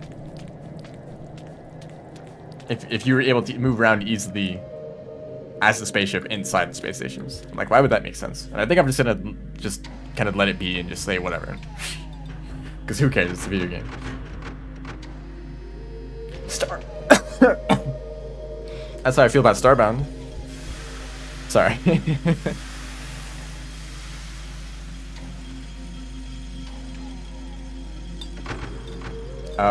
I've played it and I didn't really enjoy it. Sorry. I think I've maybe played Terraria too much to ever enjoy a game similar to it. That's like slightly different. So I'm like, oh, it's not Terraria. I think there's like a bunch of mods that make the game good.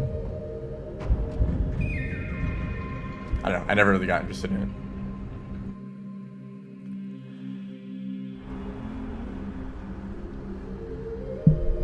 There's that challenge locked in. So I really do wonder. Yeah, it's a Terraria ripoff. I really do wonder if this was supposed to happen, because I feel like I've gotten an Echo and another challenge at the same time, or maybe I'm misremembering that. I don't know.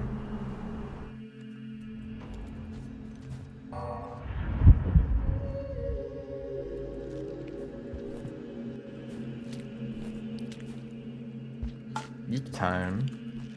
Can I grab you through the wall? I don't think so.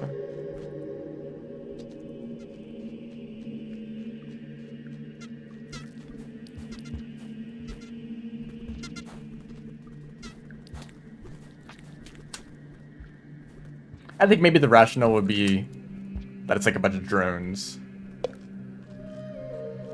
that automated, very, very small automated spaceships would want to be able to travel around space stations, and they would be larger too. Not like human scale with like narrow hallways and such, but like, I don't know, larger than that.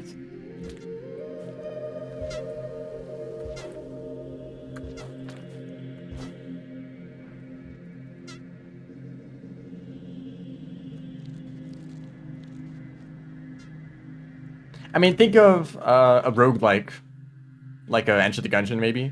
Think about how big those levels are. That's something that I'm kind of going for something similar to that. But Gungeon has like huge, like square rooms everywhere. The space station would probably be more compact and more like hallways or more, I don't know.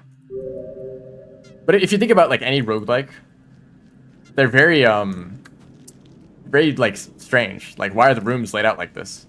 Or I guess any like procedural generation kind of ends up looking like that. Tragedy? Unfortunate.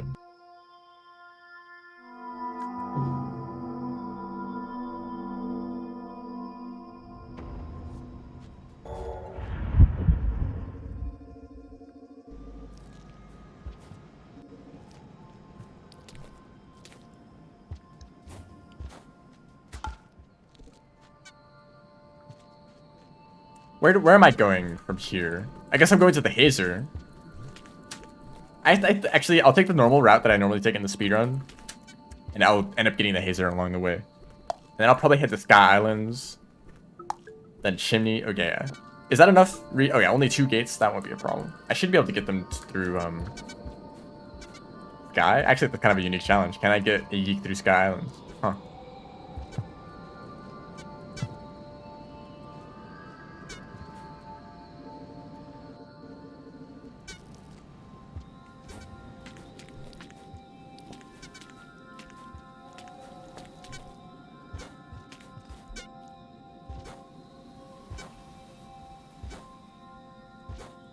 Hey dude, how's it going?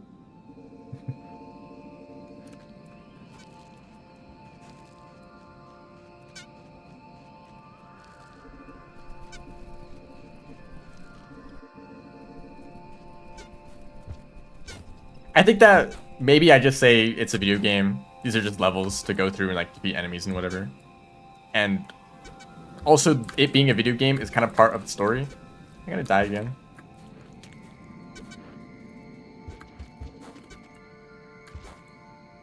So it doesn't, it's like not a huge deal.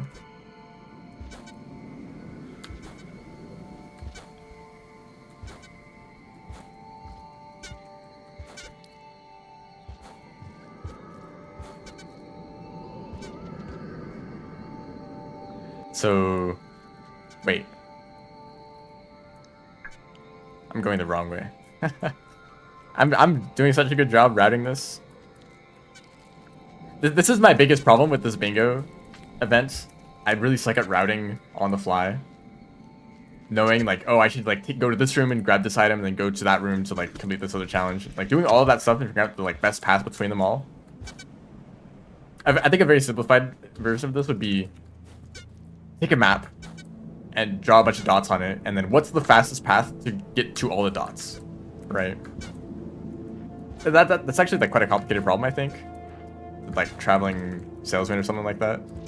It's kind of hard to figure out what the perfect path is, but there's a decent way to like, come up with a good path that's like may not be the perfect one.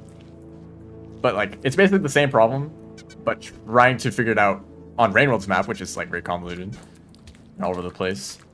Between, you know, wherever your like destinations are, which may be like an item that you're trying to collect, or a vista point, or you know, whatever else that may be. I'm like writing this horribly. Maybe I shelter, go grab the hazer, and then come back for the hazer, or come back for the yeet. I'll leave the yeet here. It's basically constant traveling salesman problem, like on the fly, through Rainworld's map. That is what I'm trying to figure out. And obviously you don't need an optimal solution, you just need to take a path, but I often just end up kind of forgetting to like even go somewhere, or I like past the point where it would have been optimal to go for another like destination.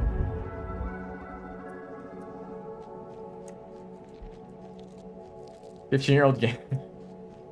Oh boy, that sounds fun. I've learned so much from... Have I talked about this much? I've been... Or recently, I made a mod for UFO 50. And in the process of making the mod, I got to look at the code of the game a lot. I guess just for one of the 50 games in UFO 50. But that like taught me a lot. I think I did talk about this a little bit on stream.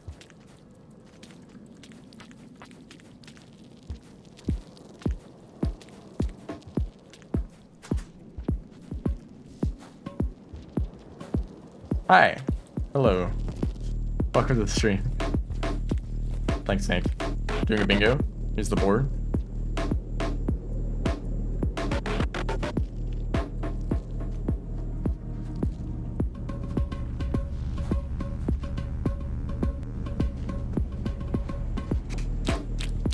He really had to do that right as he left. And I've been like programming and actually like not feeling horrible about the code that I'm writing. So I think that's an improvement.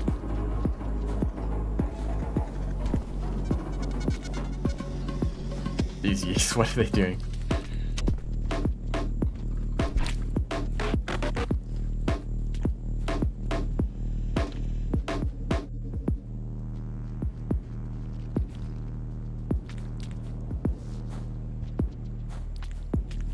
Oh, yeah, I need you guys too.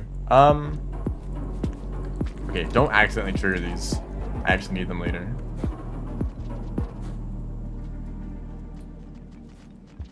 Hopefully I can come back and grab some Spore Puffs, grab only two beehives. That's not that bad.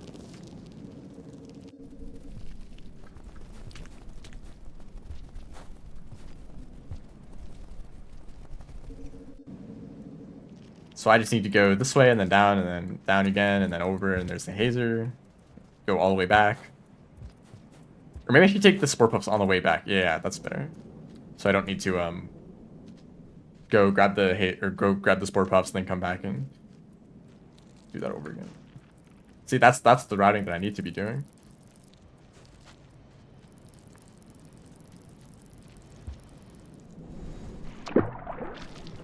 So the hazer should be in this room. Or there's no hazer here because Saint. You know, I should have thought about that. Okay, well that was all a waste of time.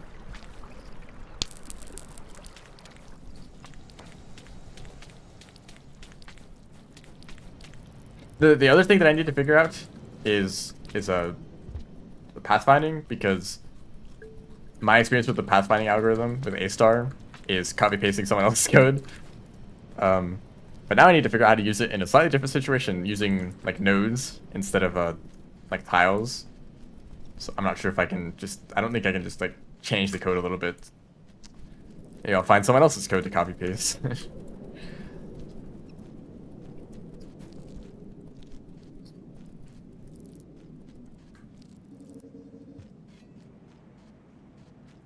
Music? Taking a break? What the heck?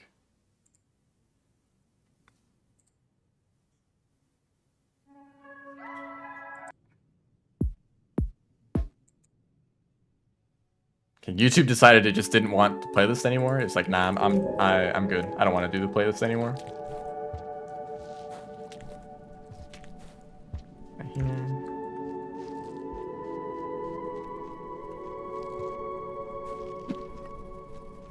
Paste searching. Oh, okay.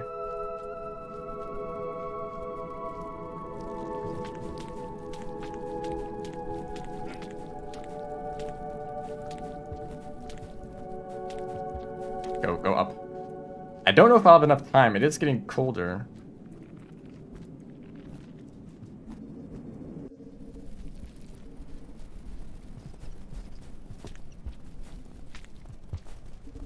I keep like switching back and forth between. Oh. Okay. I guess I saw that centipede before and he was not happy to see me again. So I guess I don't need to do the hazer, but I'll still get the beehive challenge complete while I'm here. That actually probably would have been the faster way to do things. The moment I realized that the hazer wasn't there, I should have just died and then go for the other challenge. I think if I was in a game, well, I guess I might need to check that the hazer was there in the first place. Or maybe the hazer challenge just would not be here because there are no hazers for Saints. Although I think there are some in drainage, probably.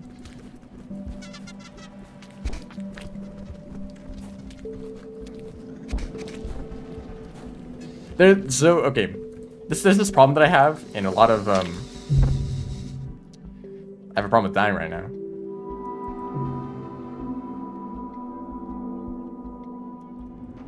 I have a problem with a lot of roguelikes where they have the same exact format for their like regular gameplay, where you enter a room, doors close behind you, a bunch of enemies spawn in, you defeat the enemies, and then the doors open up and you can move on to the next room.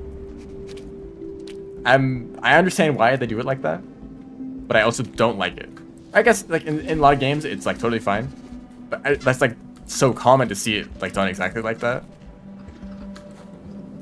The way it works for my game is basically just one big map, and the enemies are free to traverse wherever they want. Or I guess it depends on the behavior of the enemy. Some of them wander around, some of them are stationary, some of them, you know, like hunt you down like from the other side of the whole level.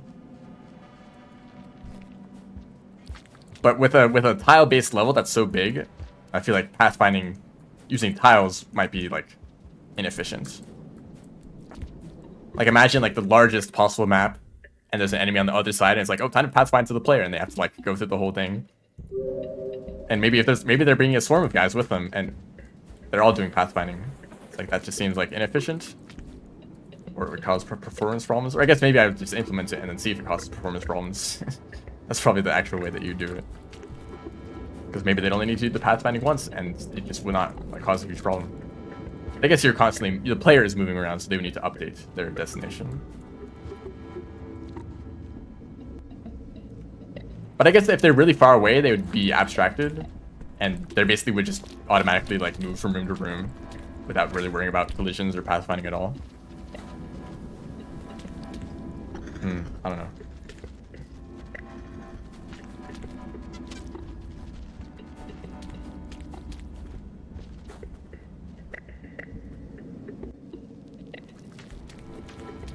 I have a feeling that that same idea would not work with procedural generation. Maybe it would. Maybe it would be baked into each individual room, and then there'd be like an extra layer of pathfinding that just is like from room to room based on which rooms are connected to each other. And then for navigation within a single room, it just checks like the text for that room specifically.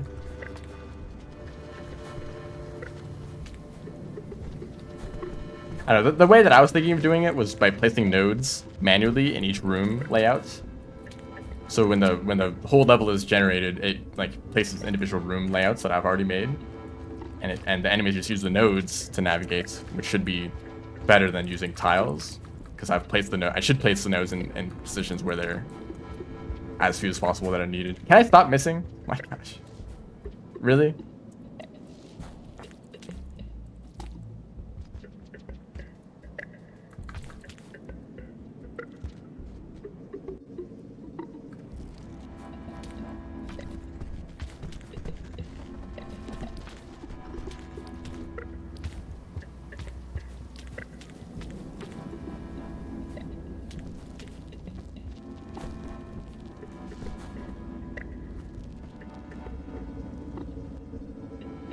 I'm like gonna run like directly into the sport hub.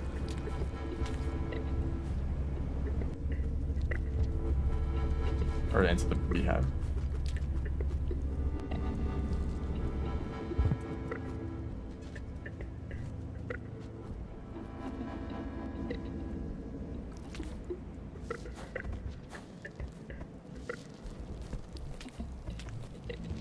There is also some amount of desire to just say, to just make the enemy stupid, and just try to move directly towards the player in a straight line if they see you. I mean, think about Terraria. Enemies are very stupid in that game. They will run into walls all day long, but it doesn't really matter. The game still works totally fine. You just kind of accept that in that game the enemies are dumb. It's like, oh yeah, it's still fun to play, and most of the time you have to like be close to the enemy to fight it, so that's when their behavior like is actually dangerous, you know.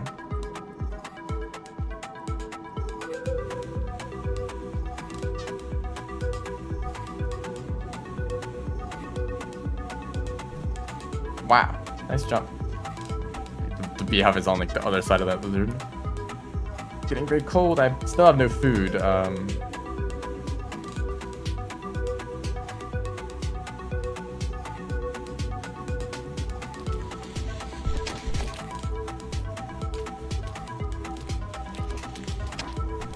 Thank you for slowing me down for no reason.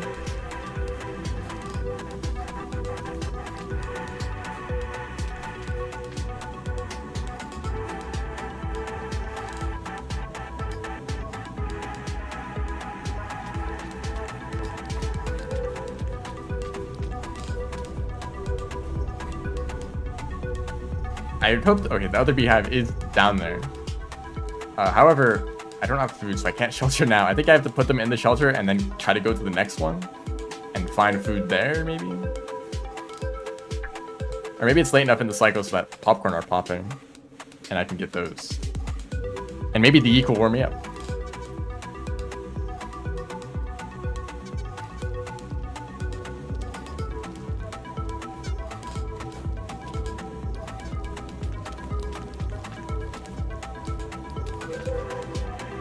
They don't look like they're close to popping anytime soon.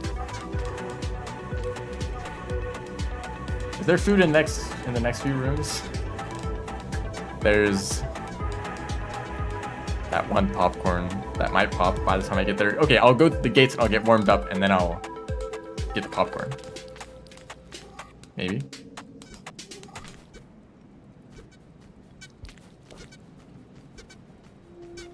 You can like sort of pass full climb in like a really jank way.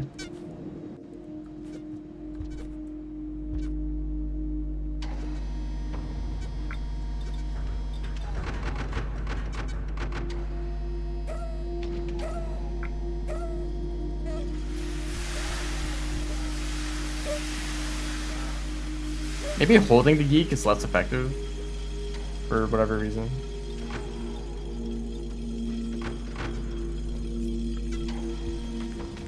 Okay, I hope there's popcorn. It's thinking about it. There's a chance that the wind pushes the popcorn off that. Oh, why are you going this way? Do I get colder if I'm in a pipe? Is this the tech? Just stay in a pipe the whole cycle? one's ever good cold.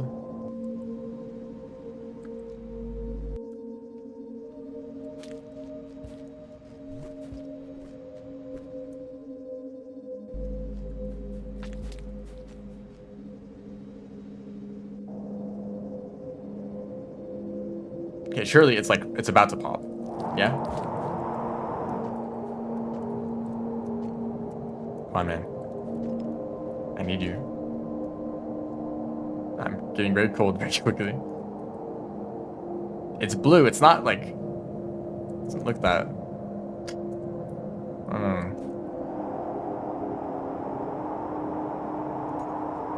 Oh, it's making a sound.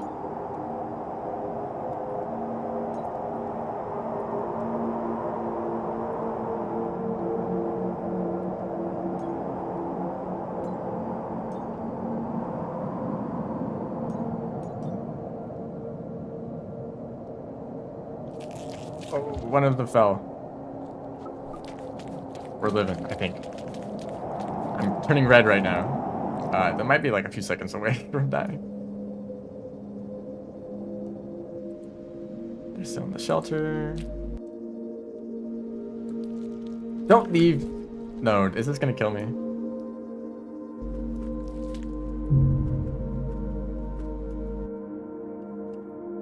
Yay.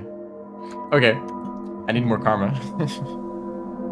I need more food. Where can I get food in Sky Islands?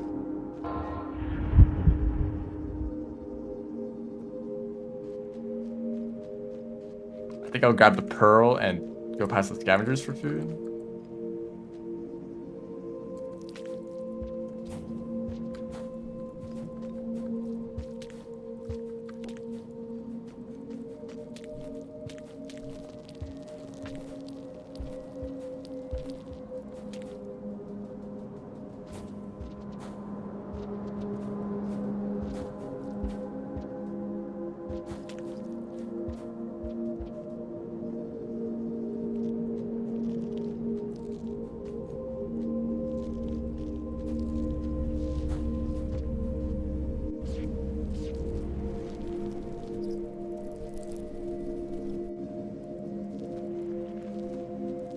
Excuse me.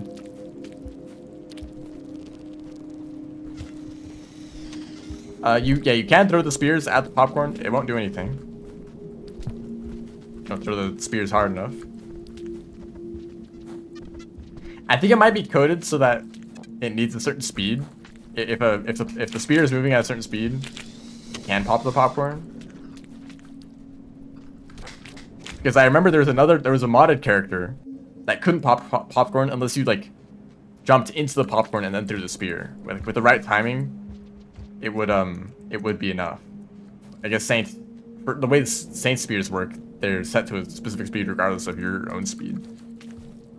Oh, both of them popped already. That's a problem. Thank you, White Lizard.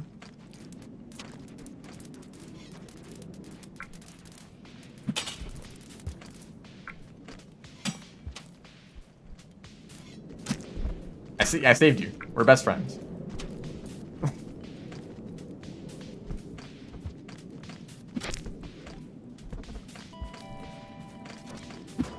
Oh, they didn't see the pearl. This is going so well.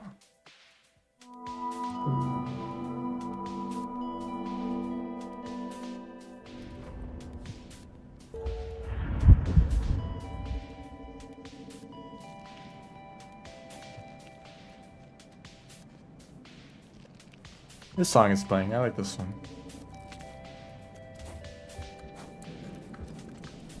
Every once in a while, I think about doing a game dev stream, but then I realize it would be horrible. Like, wait, that would suck.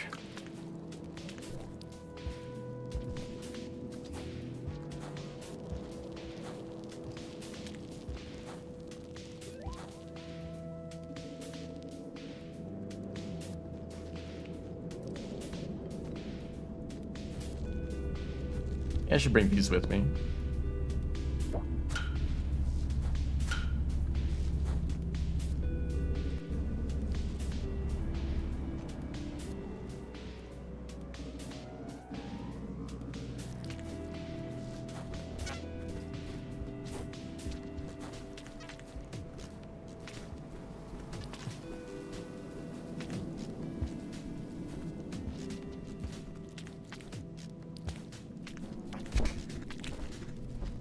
Oh boy, 2 of them. Yeah, 'cause they almost got me too. they almost kept me in the air forever. If the other one does anything, the Karma Lizard is currently in a state where it will spit at me instantly. I guess that guy wasn't, but the one in the pipe was.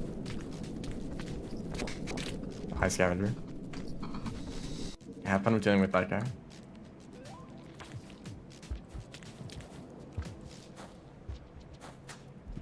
Why do I suck?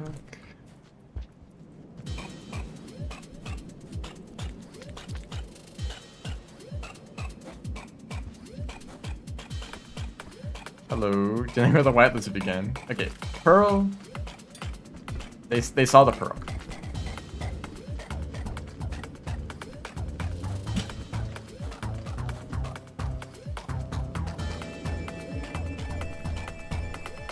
Centipede stuck in the pipe. Thank you guys. Pipe, like pipe yard.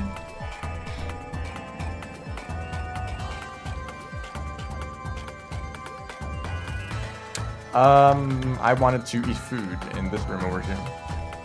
Because I don't know where to find food in farm race otherwise.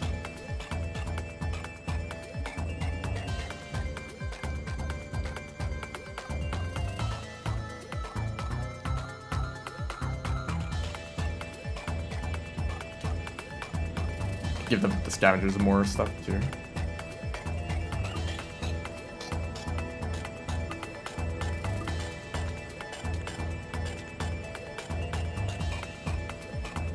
I don't need this one.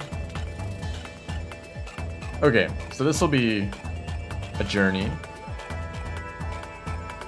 Maybe I'll grab an extra one for the center wings.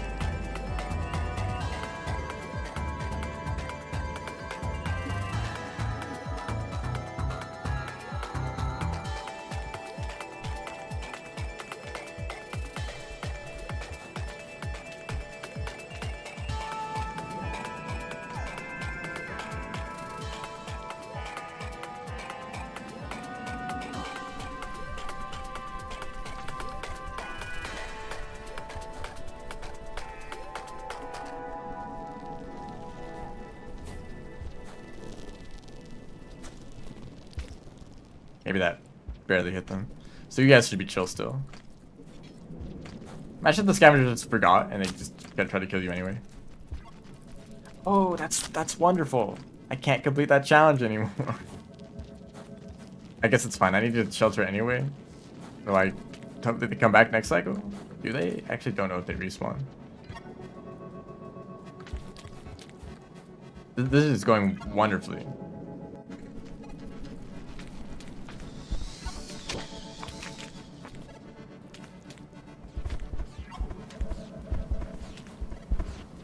This is the kind of thing where it's like, in an actual game, I would just say, oh, whatever. Forget about the beehives. Or forget out whatever. And then the commentators would be like, why did they not do this challenge? It was right there. They had the opportunity to do it. If I did go for it, maybe I'd spend like 20 minutes dying repeatedly, because it's actually like harder than it looks. Oh, free meal for that guy.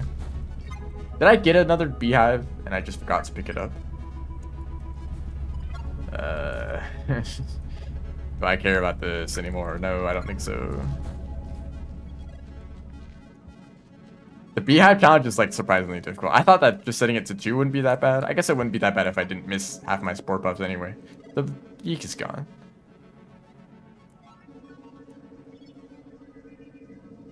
Hello? Yeek, did they just travel? I guess I don't need this yeek specifically because I still need to travel through 2 gates with them. It's not like I've already made progress with 1.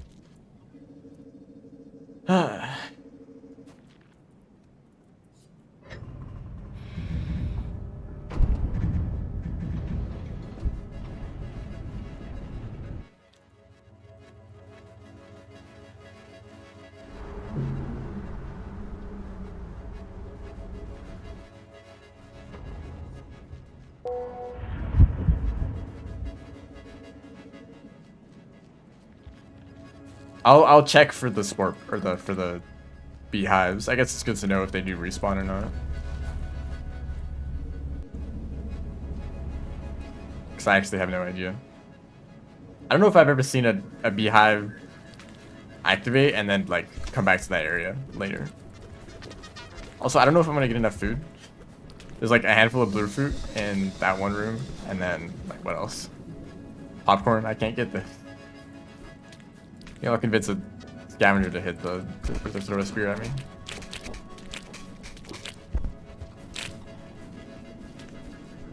Surprised he didn't spit at me then.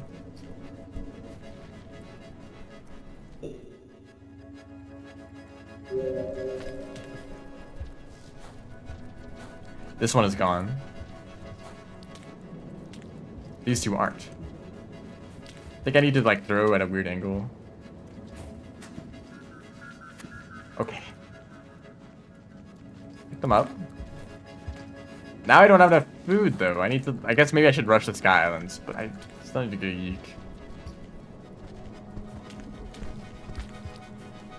You have an opportunity finally to do anything.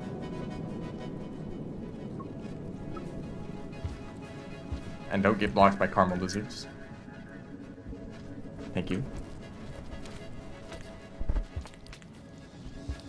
I feel like Saints swings faster when you're carrying stuff. Am I making that up? Yeah, I'm a little bit faster holding onto these. Oh dear. Get him, Scavenger. You only have rocks.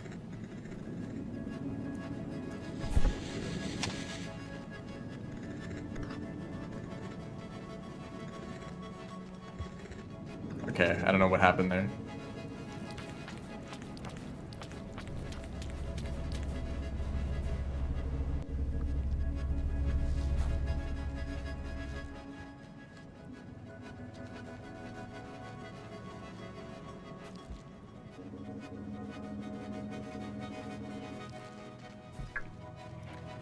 Okay, so I guess they need to grab a yeek and then rush to Sky Islands to get food.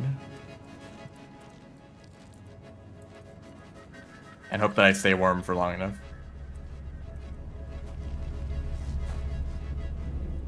That physics applies to Gourmand.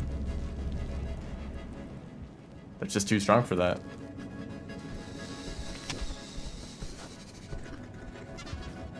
Jump.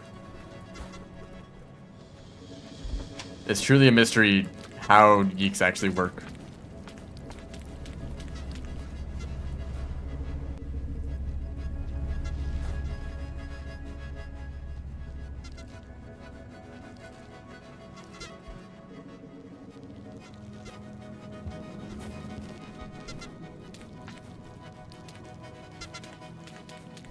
Also, after you do a jump, your first like tongue jump won't work after the jump from the yeek.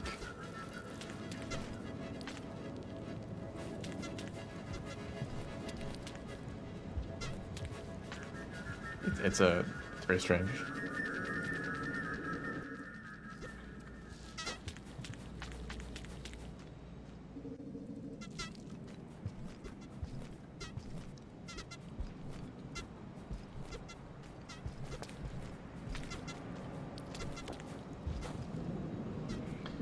Okay, I still don't have enough karma. Right, so that's why I needed to farm in that other. Hold up. I think I can get food to the other direction.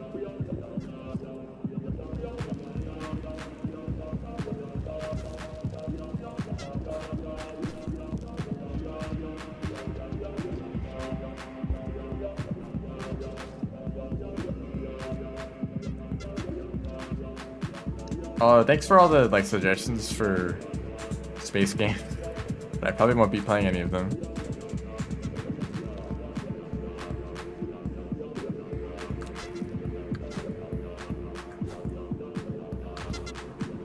This is not a very good situation to be in.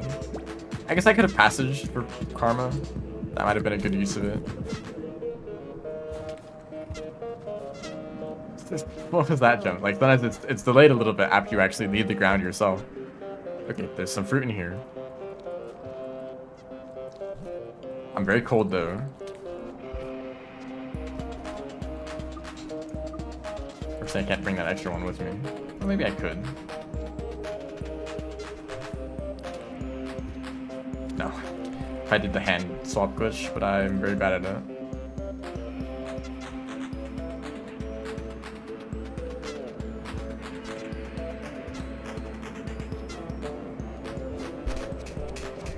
He actually missed. Can you believe it? Oh, he actually gave me a boost too. Nope, don't do that.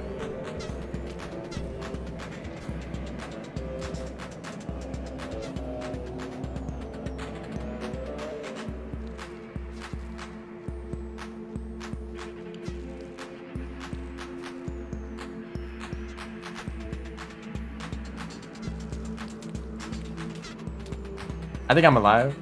See, like, how fast that was? The Eek is helping, somehow.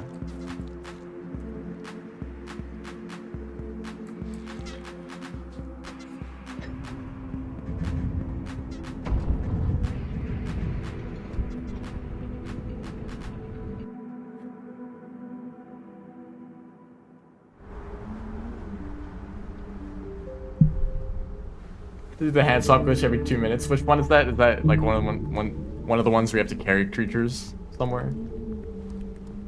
That sounds really fun. That's just kind of the unfortunate thing with a lot of those challenges.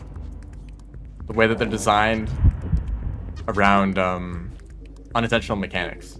Mechanics that probably don't work very well. But that is just like how you're forced to play the game for an extended period of time. I guess the whole point of the challenge is like, hey, here's a fun way you can use this this glitch that we found, you know. But is the glitch actually fun to do? Like, it only has like a 20% success rate, or unless you like spend forever learning how to do it and the exact timing of the inputs. Grapple worm and snail, yeah, those kind of challenges just sound like really annoying. But I guess that's the point, huh? They're not supposed to be challenging, they're supposed to be annoying.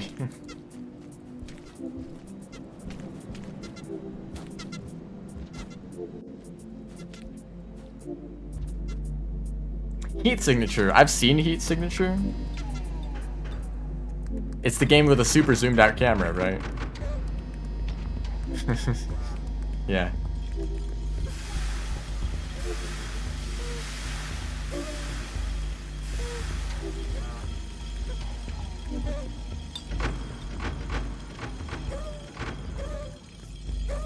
Sorry, that's just like all the, like most of the gameplay I've seen of that game is like way zoomed out.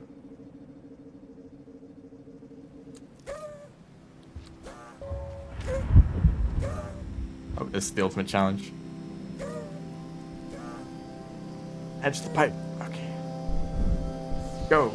Thank you for the actual jump that I wanted you to do.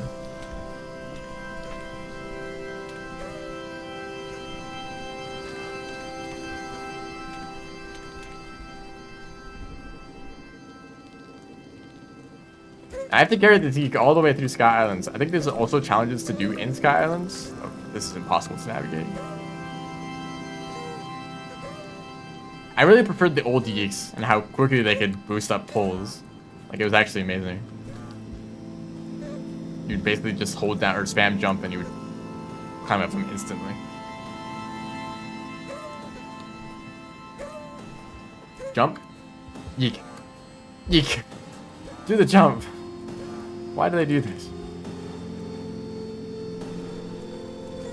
But nice jump, dude. Good job.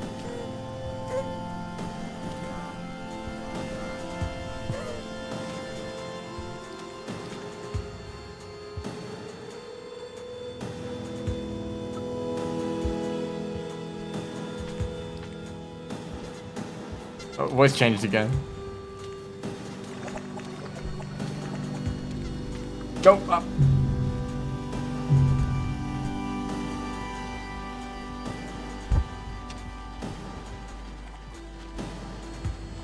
Hey, does that count as taming an orange lizard?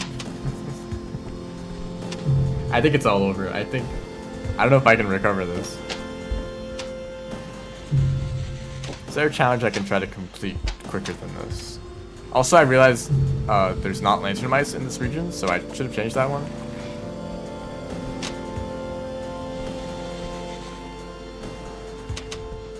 I don't even have a taser in my stomach, so I can't complete the other one. Because maybe this row would be reasonable. Like hit point, stab things. These are basically the same challenge. Go to chimney. Go to like garbage.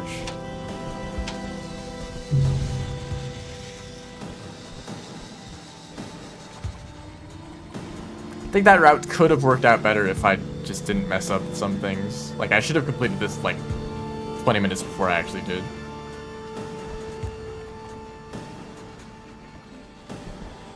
Maybe I should have gone somewhere else with the yeek, I don't know.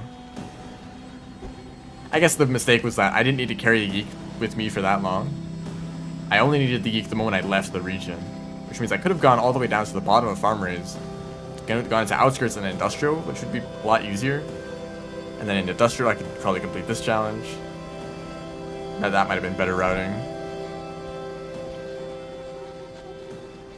Get the karma flowers, get this one after going up the chimney. Maybe that would have been a better route.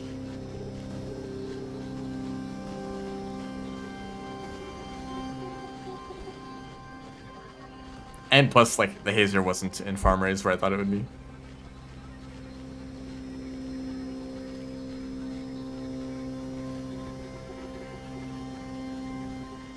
I've found my experience with Saint bingos is that they're actually kind of a pain.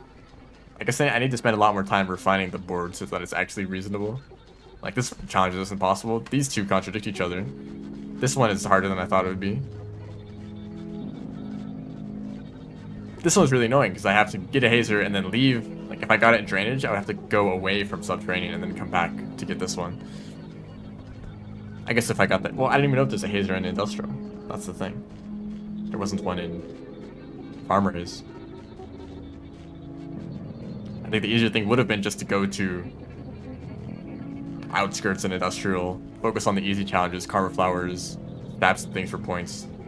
Maybe go to garbage waste and then get like this challenge and this challenge. Which then I guess I could go to shoreline and complete this challenge if this wasn't a thing. But this also requires that you go to Silent Construct. And also the yeeks continue to be broken. As in they just don't really work that well. I don't know. They don't really jump when you want to jump. They're kind of bizarre. I'm not sure. Maybe I need to get used to them more.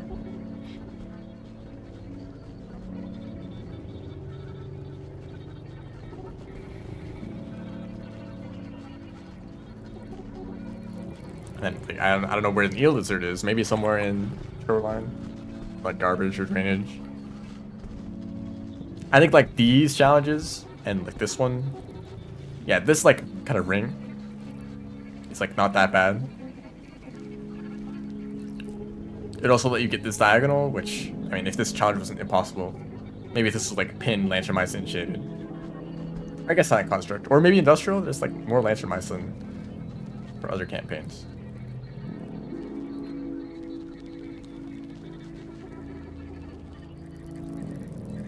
And also, I think I kind of misinterpreted this challenge.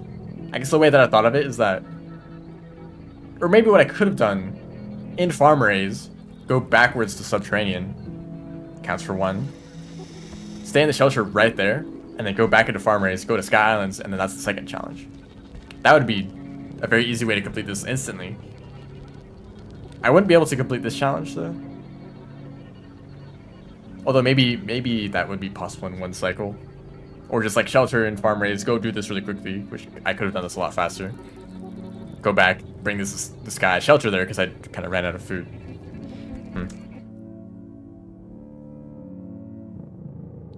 Also, notice the game taking longer and longer to load. I think it's like, it would end up crashing eventually. I think there is some sort of memory leak problem. I don't know what is up with the game. Maybe the bingo mod, maybe not.